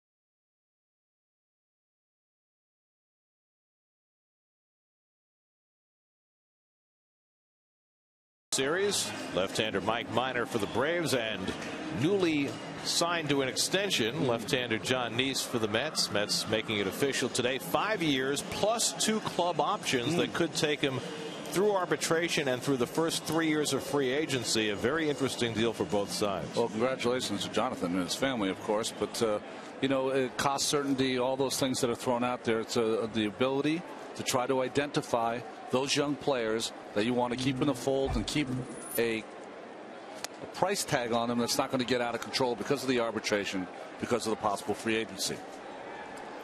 Nothing but security for Jonathan Neese with that kind of dollars. It's a nice move for him. It's both sides taking a gamble. Yeah. It's the Mets gambling that Neese is the real deal, and it's Neese trading what could be bigger paydays in that 4th, 5th, maybe 6th and 7th year of that deal for security. And it's not the first time that a club has done something like that. The key is identifying the guys that you want to lock up in that fashion as part of your core. Well, its game has come back around on the importance of pitching. Thank goodness. And you got a left-hander of John Neese's talent and youth, and we know that when the men are on base, he doesn't knuckle under. That's what he's shown me. So you're going to go out and try to lock him up. I agree. Ugla rips one foul. As we talked about this the other day. The only question on Dickey is, how does he finish a season? Because we haven't seen him do it yet. We've seen him 2 years ago, Jonathan, fade down the stretch, and we saw him last year struggle with injury and miss the last 5 weeks. So an oblique last year, right? Right. So there's ball 4, and Ugla's on with a leadoff walk. The last way Dickey wanted to start this inning after being given the lead, his 4th walk.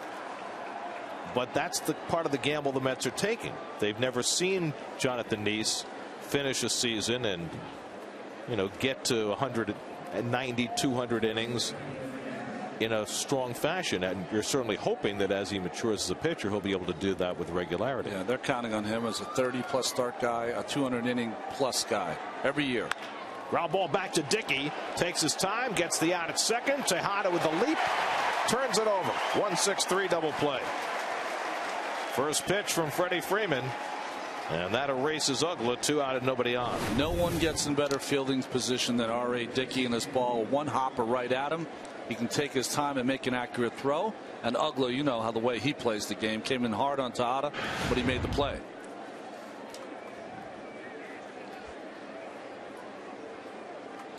So 2 out and nobody on. Here's Jason Hayward, who's been up twice and walked both times against Dickey.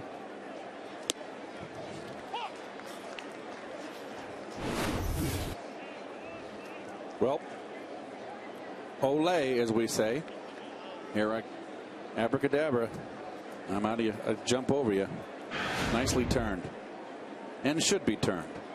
Something happened to Tolley there. Interesting to see. I don't know if he caught some dust in his eye or. And the trainer, Ray Ramirez, is going to come out and have a look. It's not, if it was his eye, take off his mask. Yeah, exactly. Had this happen once for a catcher. I won't say who it is because I don't want to embarrass him. But the reason he went out there, he swallowed his chew. I wonder if he's ill. Is he woozy? Yeah, he looks like he might be a little ill. And the assistant trainer, Brian Chicolo, is actually coming out with some hydration now.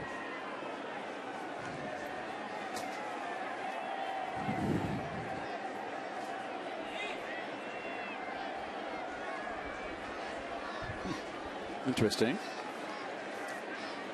Seems to be all right. Hey, I'm 4 for 6. Don't take me out of the lineup. Always interesting when you talk about the team concept. Well, it's a team game with individual tendencies. Right. So a 1 strike count to Hayward with 2 out and nobody on. Tolley back in place, and Hayward golfs one out to left field. A long run for Bay coming toward the line, diving, but he can't get it. An extra base hit for Hayward. Turns second, heads on for third, and he'll make it sliding with a 2-out triple. Well, how big is that double play now? That ball just kept fading away from Bay. Just slicing Lee Trevino off the tee.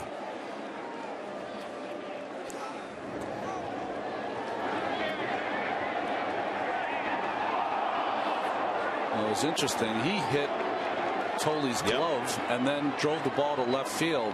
You know, with Jason, a great attempt, and it's hard to not make that attempt. But with diving for that ball, it keeps it not a double but a triple. Watch this bat hitting the ball and the glove at the same time. So if he doesn't get the hit, it's a catcher's interference and he's on first base. I wonder if he's on that ball enough where that ball, he could have drove that ball to the ballpark. You know what I'm saying is Jason dives for that ball. If he doesn't, it plays it for the double. You keep Hayward off third base with a knuckleball pitcher pitching. Right. Normally it doesn't matter as much with 2 out, but with a knuckleballer and that tying run at third, it does. Now it's 2-0 on Francisco, who has struck out and then lined out to center field. That's out the bullpen working behind Dickey.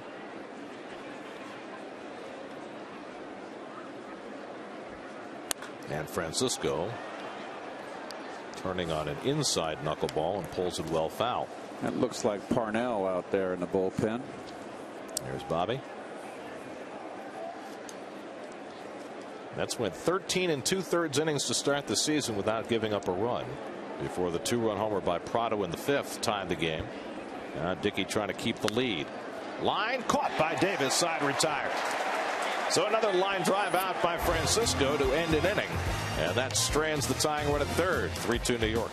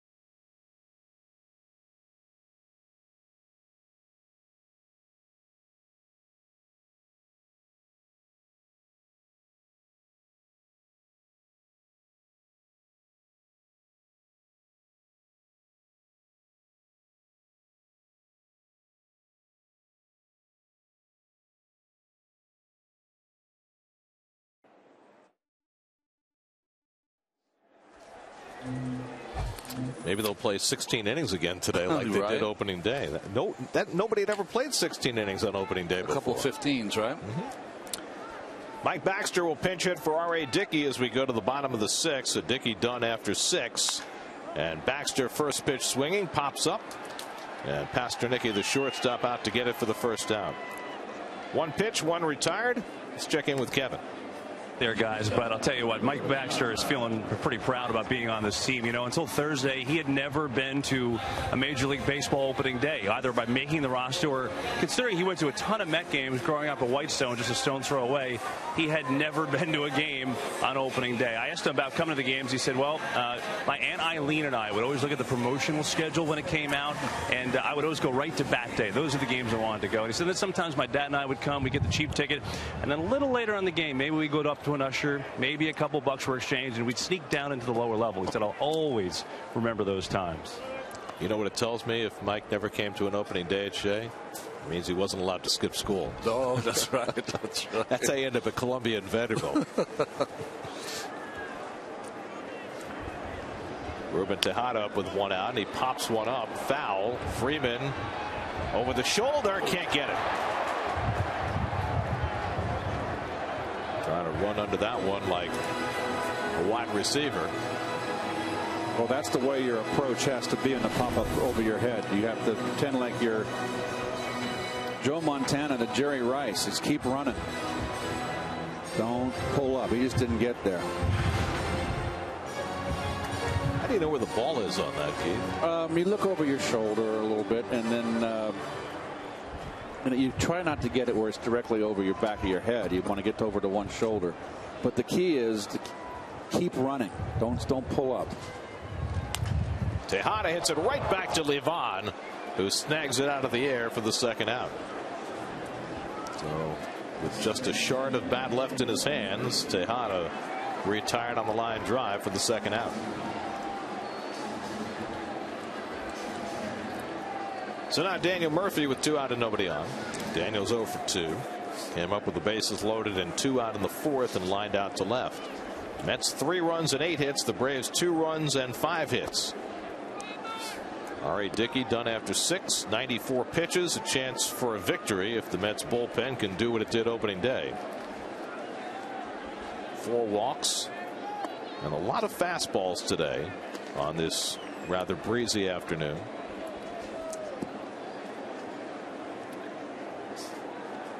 David Wright on deck. Now Levon behind 2-0, and Murphy takes a strike. Jair Jurgens went 4 1/3, charged with 3 runs and 7 hits. Levon came on, gave up the run-scoring hit to Tolley that put the Mets back in front, but has retired 4 of the 5 hitters to face him. Oh, off-speed pitch, 2-2 to Murphy. Good one. Yep.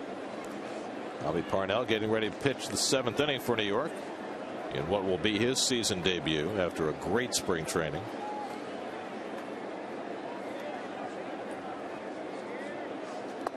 You know, there has to be at least a temptation on Terry Collins' part after his 7th, 8th, and 9th bridge worked perfectly on Thursday to go back to the same formula with a 1-run lead today. You know, we were talking about it in the break. I think you're right, Keith. He just wants to make sure he gets his main relievers in. Murphy pulls one toward the wall and right off the base of the fence. Hayward plays the carom quickly and holds Murphy to a single. Well, that's something that wouldn't happen last year. That ball would be rattling around in the Mo zone. Instead, it hits right off the base of the fence, and Murphy manages just 1 base. Well, what's been impressive about Murph, I'm sure we're going to see this hit again, is that that's 2 base hits inside where he's turned. Now, that had a lot of plate, full extension. He has been hitting the ball to all fields, but I like the fact that he's pulled a little bit too. So the Mets have their 9th hit. Murphy at first with 2 out. And here's David Wright, 2 for 3 today, including a home run back in the 1st inning.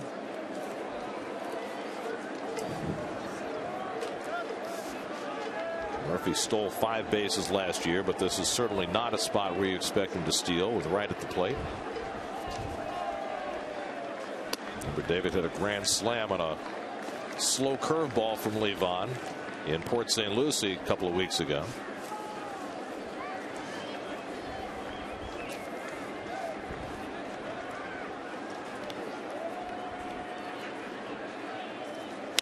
Line drive, pulling in for a base hit. So back-to-back 2-out hits for Murphy and Wright. And Ike Davis will come up with 2 men on. David just swinging the bat extremely well to start the year. Well, he's off hot, and this ball's right down the pipe.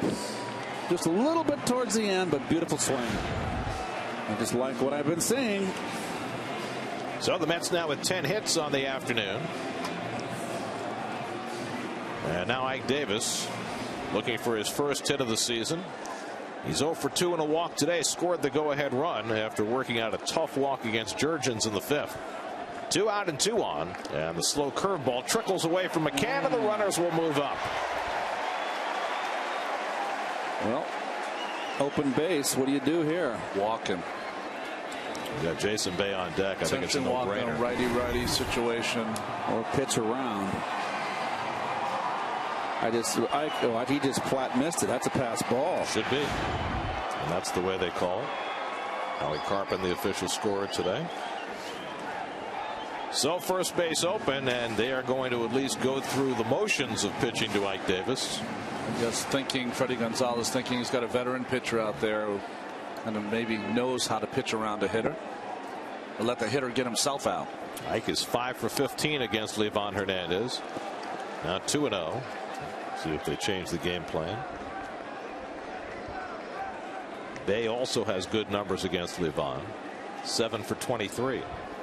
Over 300.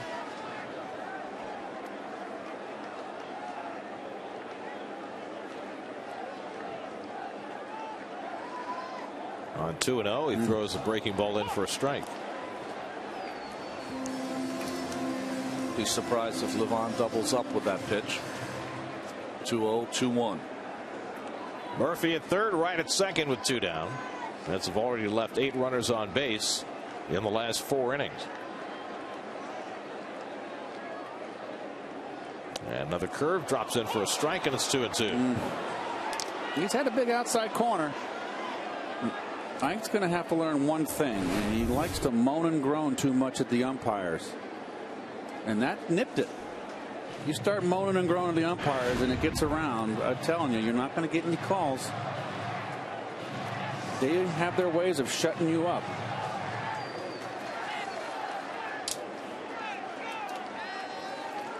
Two slow curves. Fastball in. That pitch he throws right at the left-hander's hip and tries to bring it back. Let's see.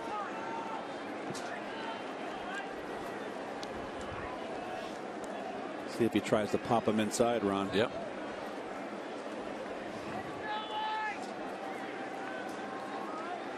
Two and two to Ike Davis. And the curveball yanked foul. So he came with the curve for 3 straight pitches and had Davis way out in front.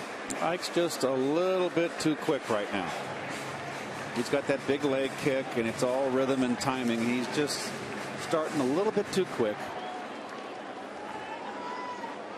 And of course, Livan, a master at throwing off a hitter's timing. Again, the 2-2, and he comes inside with that fastball, and it's a full count.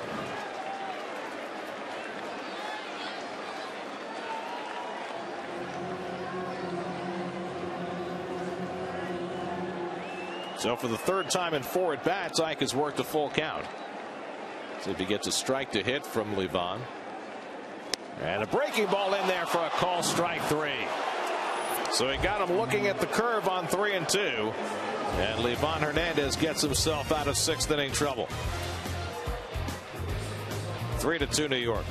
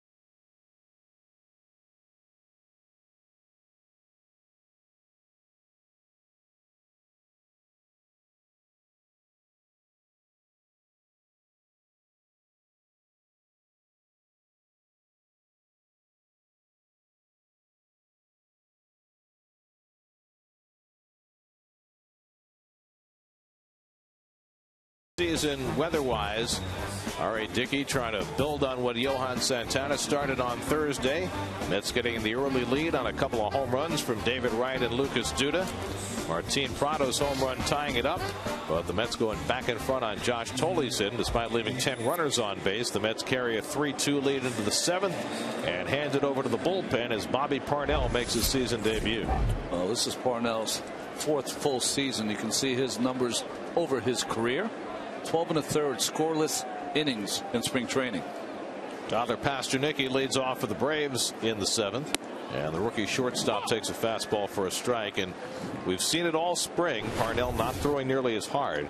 Well, Ike Davis very unhappy after being called out on strikes, and David Wright doing what a leader does and trying to settle him down.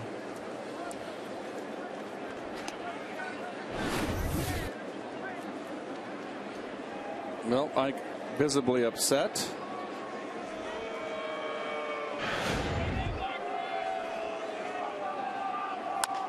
Pastornicky, slow ground ball down to third. And right with the sidearm toss, and Ike pulls it out of the dirt to save Manera. And Pastornicky's retired. Well, I appreciate the kind words, David. Let me pay you back here. Very nice. That was a tough one. Nice scoop. I can pick it. He's got good sure hands. That's an in-between hop. That's a tough one. Look how he worked from the ground up. Very nice. Now Jose Constanza will bat for Livan Hernandez, who got himself out of a tough jam in the last half inning. Always the threat of the bunt with Constanza. Constanza came off the bench for the Braves opening day. Tim Burdack struck him out in a big spot.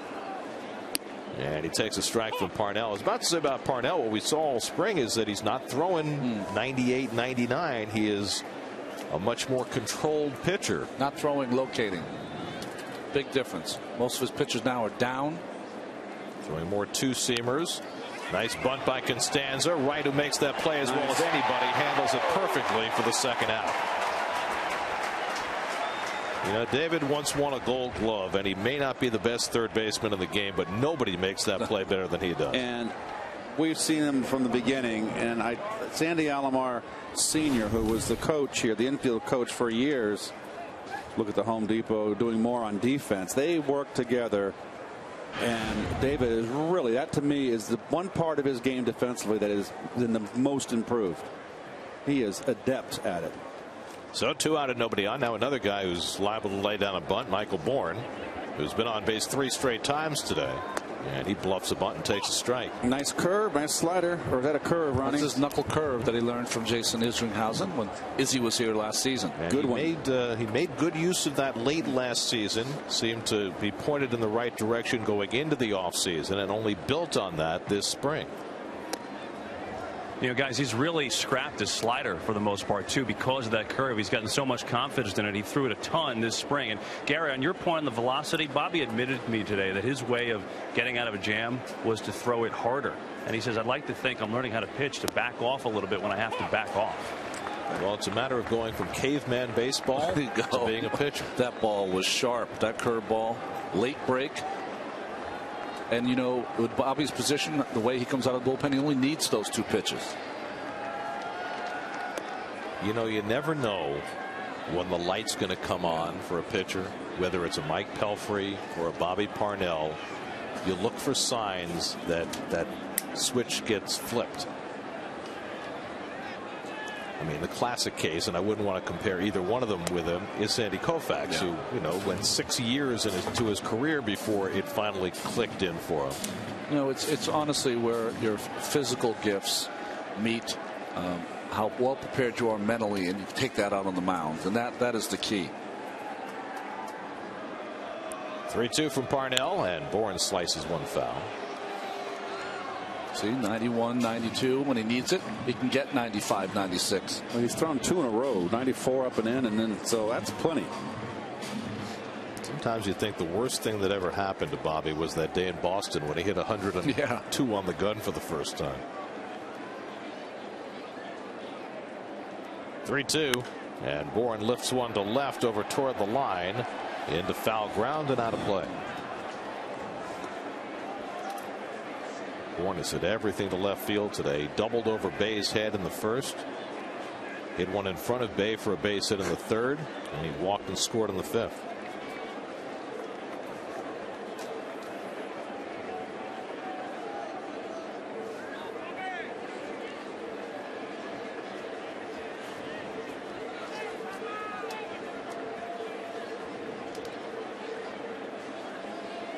Two out and nobody on. This will be the 8th pitch of the at bat from Parnell to Bourne.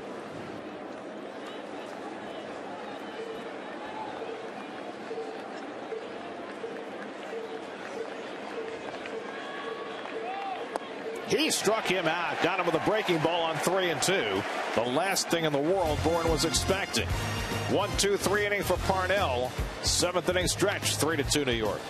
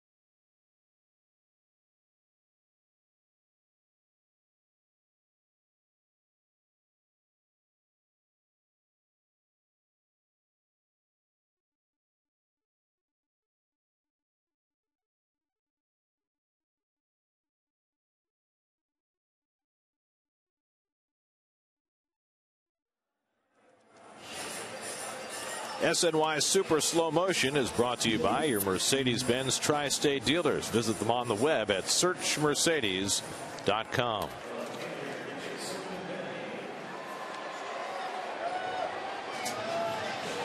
Veteran right-hander Chad Durbin, signed just 5 days ago by the Braves, makes his first appearance for Atlanta. Those are his numbers with Cleveland. Of course, for you Met fans, Durbin had a couple of real strong seasons with the Philadelphia Phillies.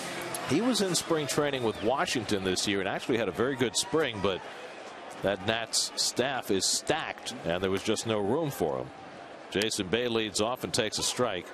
Jason 1 for 3, singled through the hole at short his last time up. Levan Hernandez went an inning and 2/3 in relief, allowed no runs and 3 hits.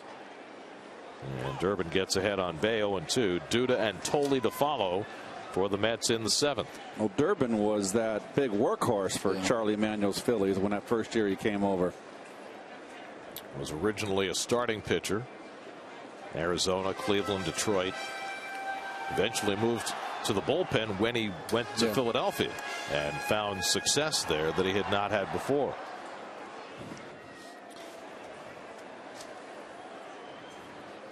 Swing and a miss, and he gets Bay with the breaking ball.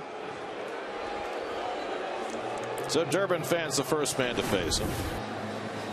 There's a down breaking ball. And out in front. So 1 out and nobody on. Lucas Duda coming up. Let's check out the AT&T trivia question for today. The longest Mets win streak to start a season. We know they're great opening day. 33 of the last 43, but how far have they been able to string together wins after opening day. I don't remember a big streak by a Mets team to start the season. We do remember their longest losing streak starting the season. Yeah, we know that, but that was 9, right?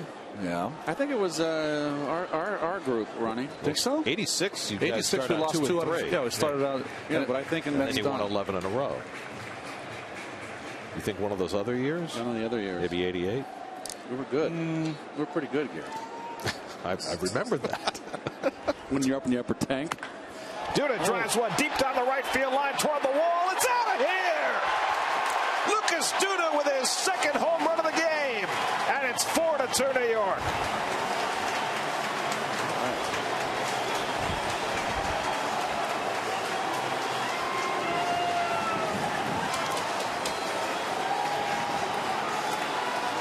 Well, he showed all spring the kind of power that he possesses, and now he's got a 2-home run game.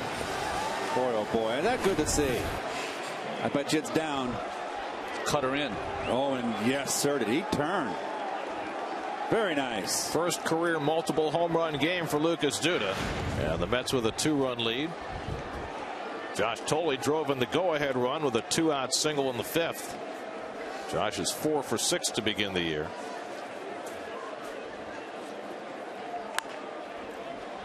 Uggla sliding over to his left and throws out Thole for the 2nd out. Tough hop for Uggla there. Stayed in front. Well, the Mets have hit 3 home runs today. Last year they had only 9 games all season where they hit 3 or more home runs. All solo shots. 2 of the 3 would have been out with the old configuration. The only one that would not have left was Duda's first home run, which landed between the fences. 9 games with 3 home runs or more all season, or just in this part? All season. Wow. Yeah, because I was figuring there's not a lot of games here with 3 home runs or more. Kirk Neuenhuis 1 for 3 in his big league debut, and he lines his second hit of the game. Oh, it almost got by Hayward, who was at a very indifferent game in right field. So Kirk Neuenhuis 2 for 4 in his major league debut.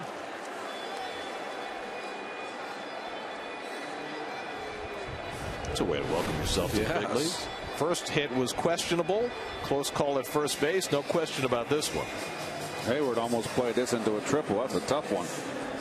Or worse. Triple or worse. Wow. Well, he didn't react well on Tolley's hit that gave the Mets the lead.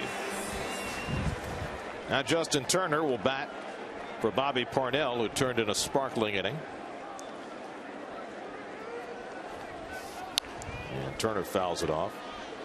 Justin appeared on opening day, grounded into a double play as a pinch hitter.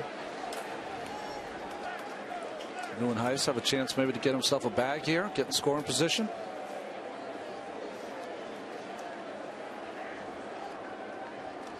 Durbin thinks so. He's never been a huge base stealer. 17 the most he's had in a season in the minor leagues. Had 5 last year in less than half a season. Maybe an opportunistic base stealer occasionally.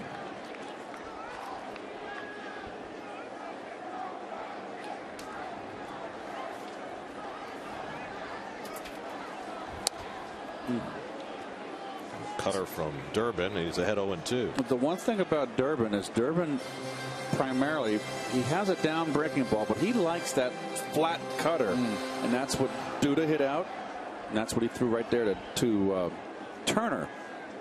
He always liked a breaking ball that stayed on the same plane. There's the down breaking ball.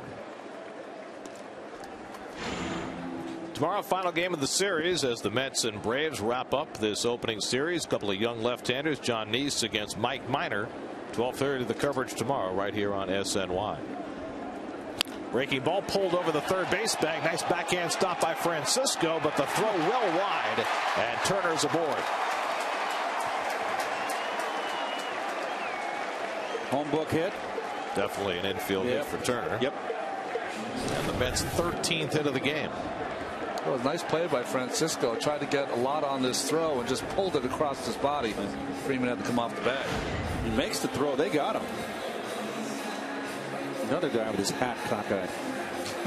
What is going on here? Come on. Look like a ball player. Maybe it's a defective hat. They're pliable. So here's Ruben Tejada, another RBI chance. Ruben came up with a couple of men on in the fourth and drew a walk. He's 0 for 3 today, looking for his first hit of the year. 2 out and 2 on, and Ruben takes a strike. Mets have already left 10 runners on base in the first 6 innings. But they have themselves a 4-2 lead, including a couple of solo home runs for Lucas Duda and a shot for David Wright.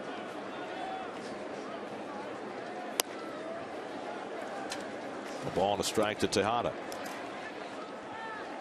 Last time the Mets were 2-0 to start a season was 2009, when they opened the year in Cincinnati and won their first 2.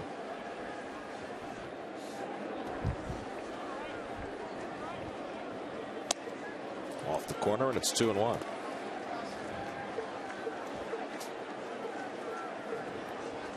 Neuenhuis at second, and Turner at first with 2 down.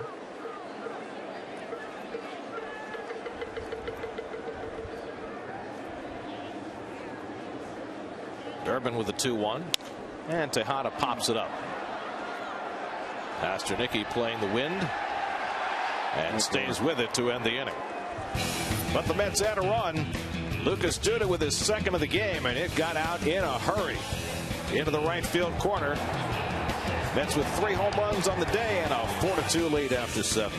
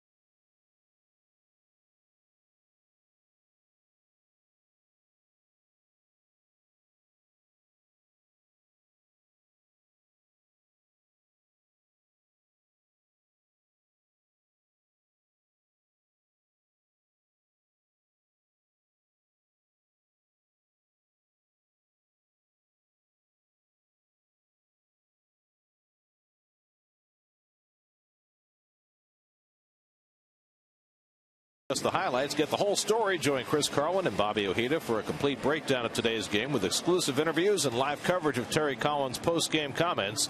WB Mason post-game live immediately following the game, only on SNY. John Roush on to pitch the 8th inning. Perfect inning for Roush in opening day. And he'll face the same hitters in this inning that he faced on opening day. Prado, McCann, and Ugla, trying to protect a 4-2 lead. Prado's responsible for the only 2 Atlanta runs. He had a 2-run homer down the left field line in the 5th inning. That's all R.A. Dickey gave up in his 6 innings of work. R.A. in line for the victory with 6, allowed 2 runs, 5 hits. Bobby Parnell pitched a 1-2-3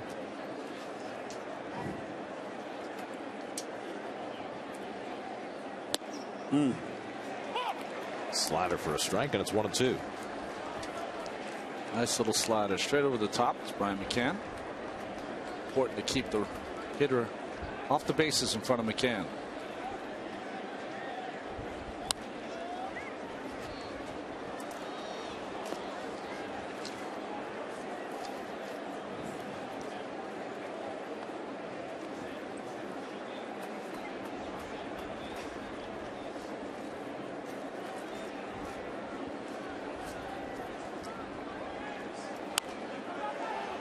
popped up. Back comes Tolley, but that's beyond the screen and out of play.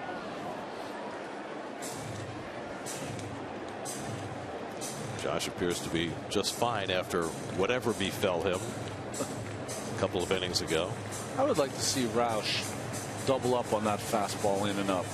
Usually he goes up for just one show and then goes back to the slider, which is really his signature pitch.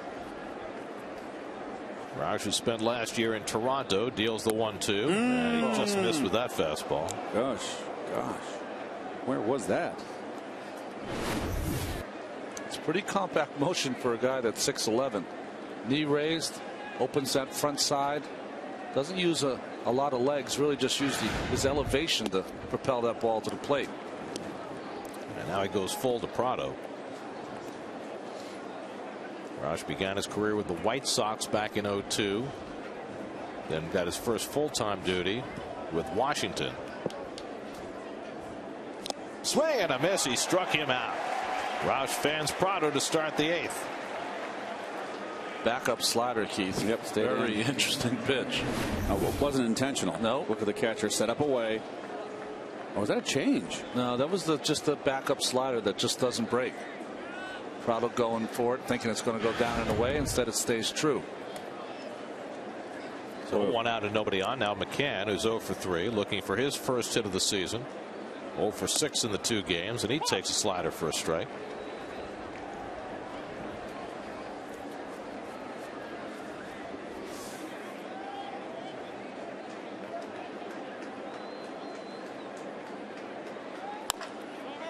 Grounded foul.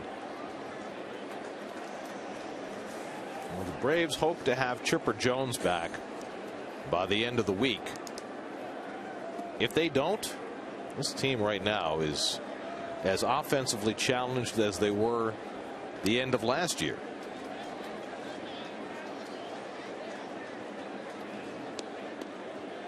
See where the Nationals scored 3 in the 8th, take the lead, and they make that 4. They were down 4-2 in Chicago. Yep, they're up 6-4 now. They jumped on somebody in that bullpen. Ball and 2 strikes to McCann. New addition Gio Gonzalez started that game for the Nationals.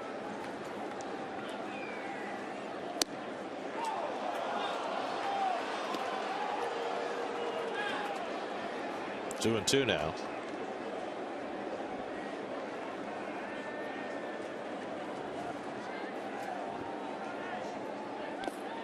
In the dirt and a full count to McCann. So Roush has gone full to each of his first 2 hitters. Somehow the Cubs had Carlos Marmol in that game in the 8th inning. Really?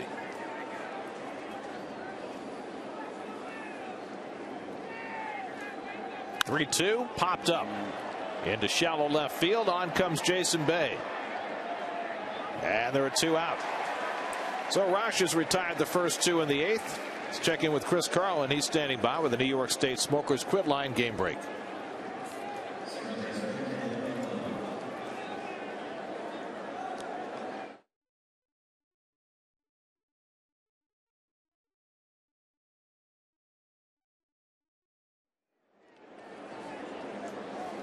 Nice swing. Here's Dan Uggla with 2 out and nobody on, and he hits one in the air to left field. Base started back, now comes in, and John Roush with another 1-2-3 inning, getting the same 3 hitters that he got on opening day. That sends it to the bottom of the 8th with the Mets up 2.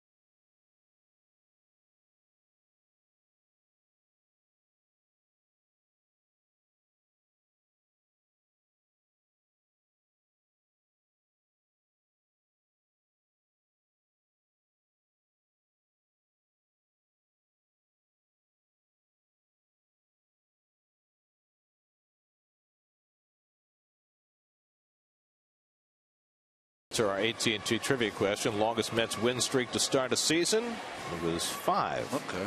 You remember how 1985 started? Kid, right? It was Gary Carter's walk-off home run. The second game against the Cardinals, Danny Heap bases loaded walk. Did you score the winning run? I forget. You're amazing. Were you in the upper deck in that game? No.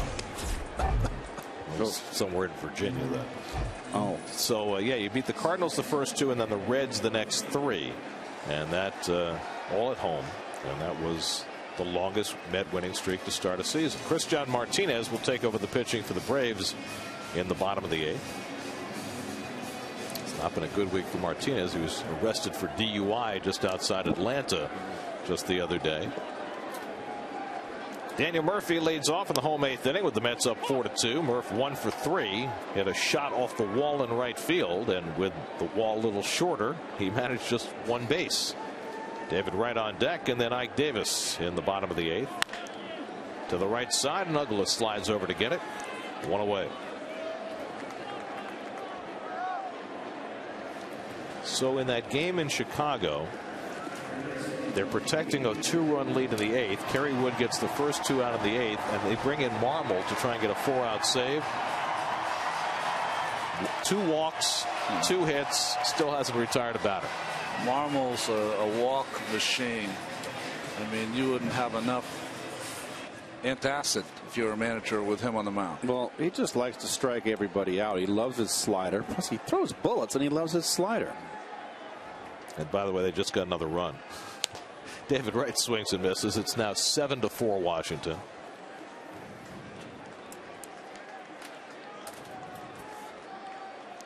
Wright is 3 for 4 on the day. A home run and 2 singles. Martinez keeping the ball away from him, and it's 0-2. That got Washington 2-0 if they can hold on, right? Yep. And the Cubs would be winless. Same old Cubs. Already after 2 games. Hit hard, caught.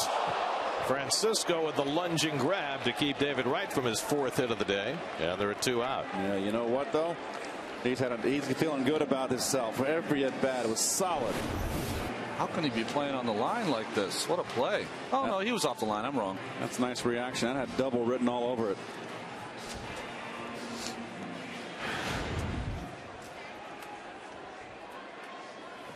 So 2 out and nobody on. And now Ike Davis, who's had a rough day, called out on strikes twice. 0 for 3 and a walk. And he takes ball 1. I like this kid's stuff. Impressed me last year. And Ike hits one in the air to deep right center. But Bourne with room as that ball blows back toward the infield. And he makes the catch to end the inning. 1, 2, 3 go the Mets in the bottom of the 8th. Juan Francisco robbing Wright of a hit. Frank Francisco in to try and save it for New York.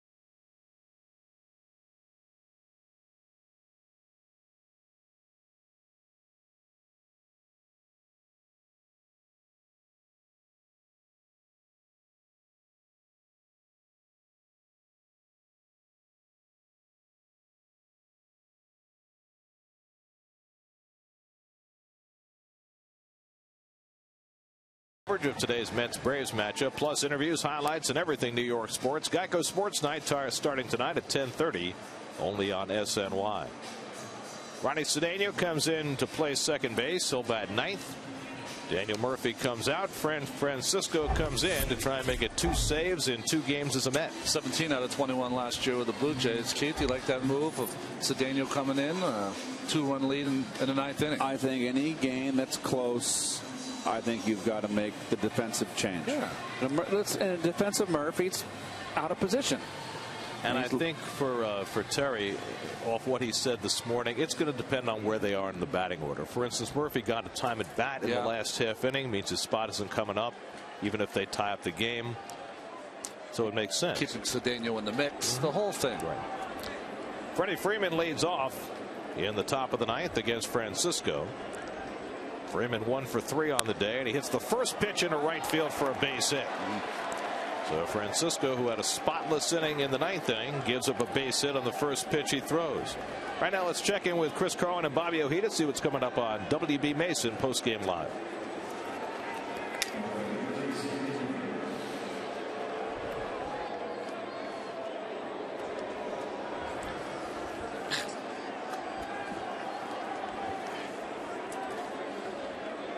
All right, guys, here's Jason Hayward coming up as the tying run. Hayward has walked twice and sliced a triple beyond a diving Jason Bay in left field his last time up. He struck him out with that high fastball 2 days ago to end the ball game and went right back with it. That was interesting. Freeman hit that first pitch for a base hit. Almost every pitcher in that situation, you think, not think, you expect the hitter to take that when you're 2 runs down, but Freeman did not. But I think that after seeing all the splitters Francisco threw, they're trying to get to the fastball early in the count. There's that curveball from Francisco. I don't think he threw one of those opening days. I thought I don't think he did. Do you think he did? I thought he threw one. We'll ask him tomorrow. We saw a lot of that pitch, though, in spring training. That's a good third pitch for him. Gives him a different speed. 1-1 to Hayward, with Freeman at first and nobody out. Dials back the fastball. 93 miles an hour. He's throwing hard.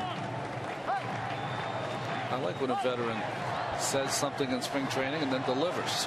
He said, I'll throw over 90. Don't worry about it once the season starts. It was interesting talking to Frank right before the season began, because a lot of people wanted to know, why didn't he pitch well this spring? Was it the knee? Was it a lack of motivation?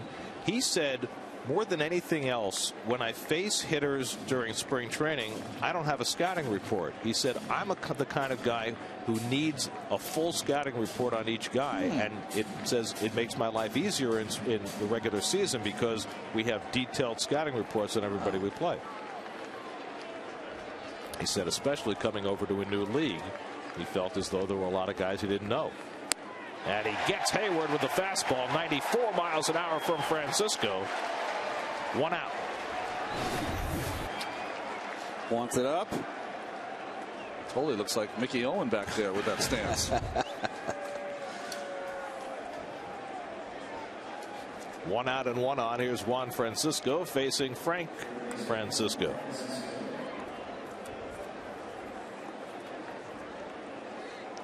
No relation. Well, Francisco's 0 for 3 today, but he's hit 2 line drives. And he made that terrific play on David Wright's line drive in the last half inning. Splitter well up high for ball 1. Eric Hinsky has come out on deck to pinch hit for Tyler Pasternicki, who was grounded out in all 3 of his at-bats today.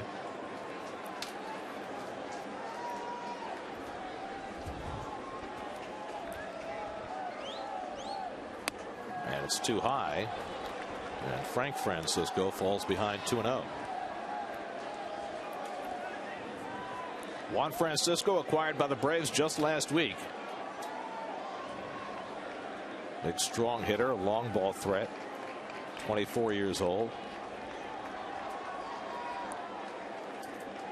Now the 2-0. Fouls back the fastball. Well, that's the difference in today's game. is that they are not afraid to call that 2-0 pitch fastball inside. That's a pitch you would never throw because if it's not perfect, it's a pitch that a left-hander can hit out of the ballpark. See how Francisco toughens up with runners on base. Here's the 2-1. Popped it up in foul ground. Wright hurrying over right at the railing, and he makes the grab. That is an outstanding play by David Wright. Coming out of the sunshine into the shade on a windy day, going right to the railing and making a great play. Well, what makes it tough is the swirling winds here, these April winds, and having to negotiate, knowing the barrier is right there. So nice play. He also initially had a hard time getting his sunglasses down, had to do it twice, and lost the baseball for just a short moment. So the Braves are down to their final out. Eric Hinske coming up to pinch hit. So Juan Francisco robbed Wright of a hit, and Wright made a nice play on Francisco's foul ball. And now 39,000 plus at Citi Field, hoping Frank Francisco can seal the deal. And Hinske lines one into left field to keep it going for Atlanta. And the Braves have the tying runs on base.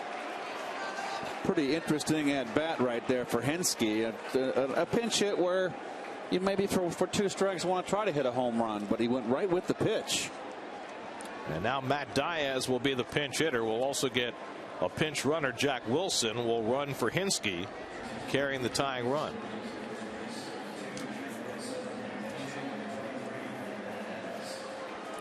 So Wilson is the pinch runner at first, as Hinske gets congratulations from his teammates. And now Diaz, who started on opening day and went 1 for 3. 2 out and 2 on, 4-2 New York, 9th inning.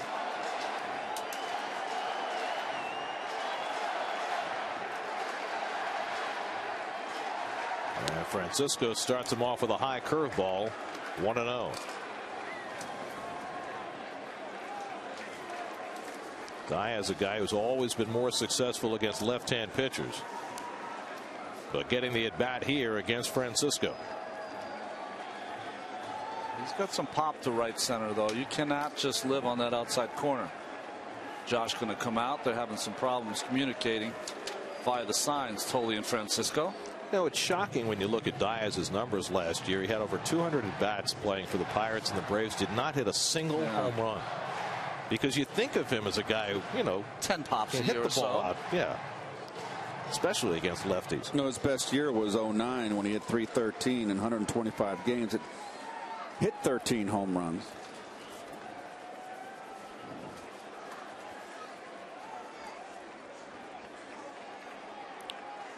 One 1-0 to Diaz with the tying runs on base. Fouled away. Francisco coming with that 94-mile-an-hour heat.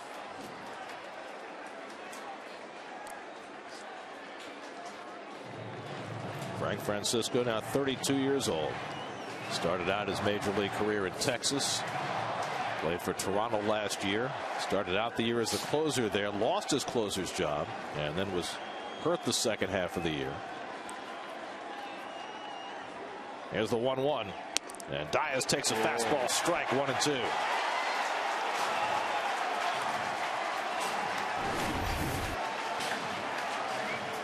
Got the corner, and it wasn't high. And now the Braves are down to their final strike.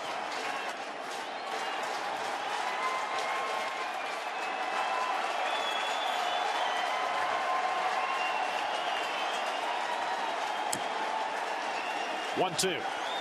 He struck him out, and the ball game is over. Frank Francisco 2 for 2, saving games for the New York Mets as he secures it for R.A. Dickey.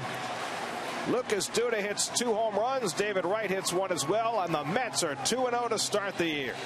Well, if you go back to last season, July 25th, 12 straight quality starts for R.A. Dickey. Adds another one here in this second game as the Mets go 2-0. And the bullpen now 7 innings pitched and 2 games, no runs. And let's look at the Mets offense. David Wright right there. His first home run, a bomb to right center field. And Lucas Duda hit 2 today. All solo shots, all 3 of them. But Duda, after an 0 for 4 in his opening day, he just comes back game 2 and has a big night. Big afternoon, excuse me. And the Mets beat the guy who's been their nemesis, Jair Jurgens. And so the Mets have taken the first 2 from the Braves, and they'll go for the sweep of Atlanta tomorrow afternoon. Dickey gets the win in his first start of the year. Duda hits a pair of home runs. David Wright off to a very fast start. 5 hits in the first 2 games. Kirk Neuenhuis makes his big league debut, and he gets a couple of hits as he takes over in center field for the injured Andres Torres. Frank Francisco, not as perfect as he was on opening day, but works around a couple of 9th inning hits, and he strikes out Matt Diaz to finish the afternoon. And the Mets, for the first time since 2009, have opened the year 2-0. Mets with plenty to be happy about through the first 2 games of the year. They win this one 4-2 at Citi Field. Back with more from Flushing in just a moment.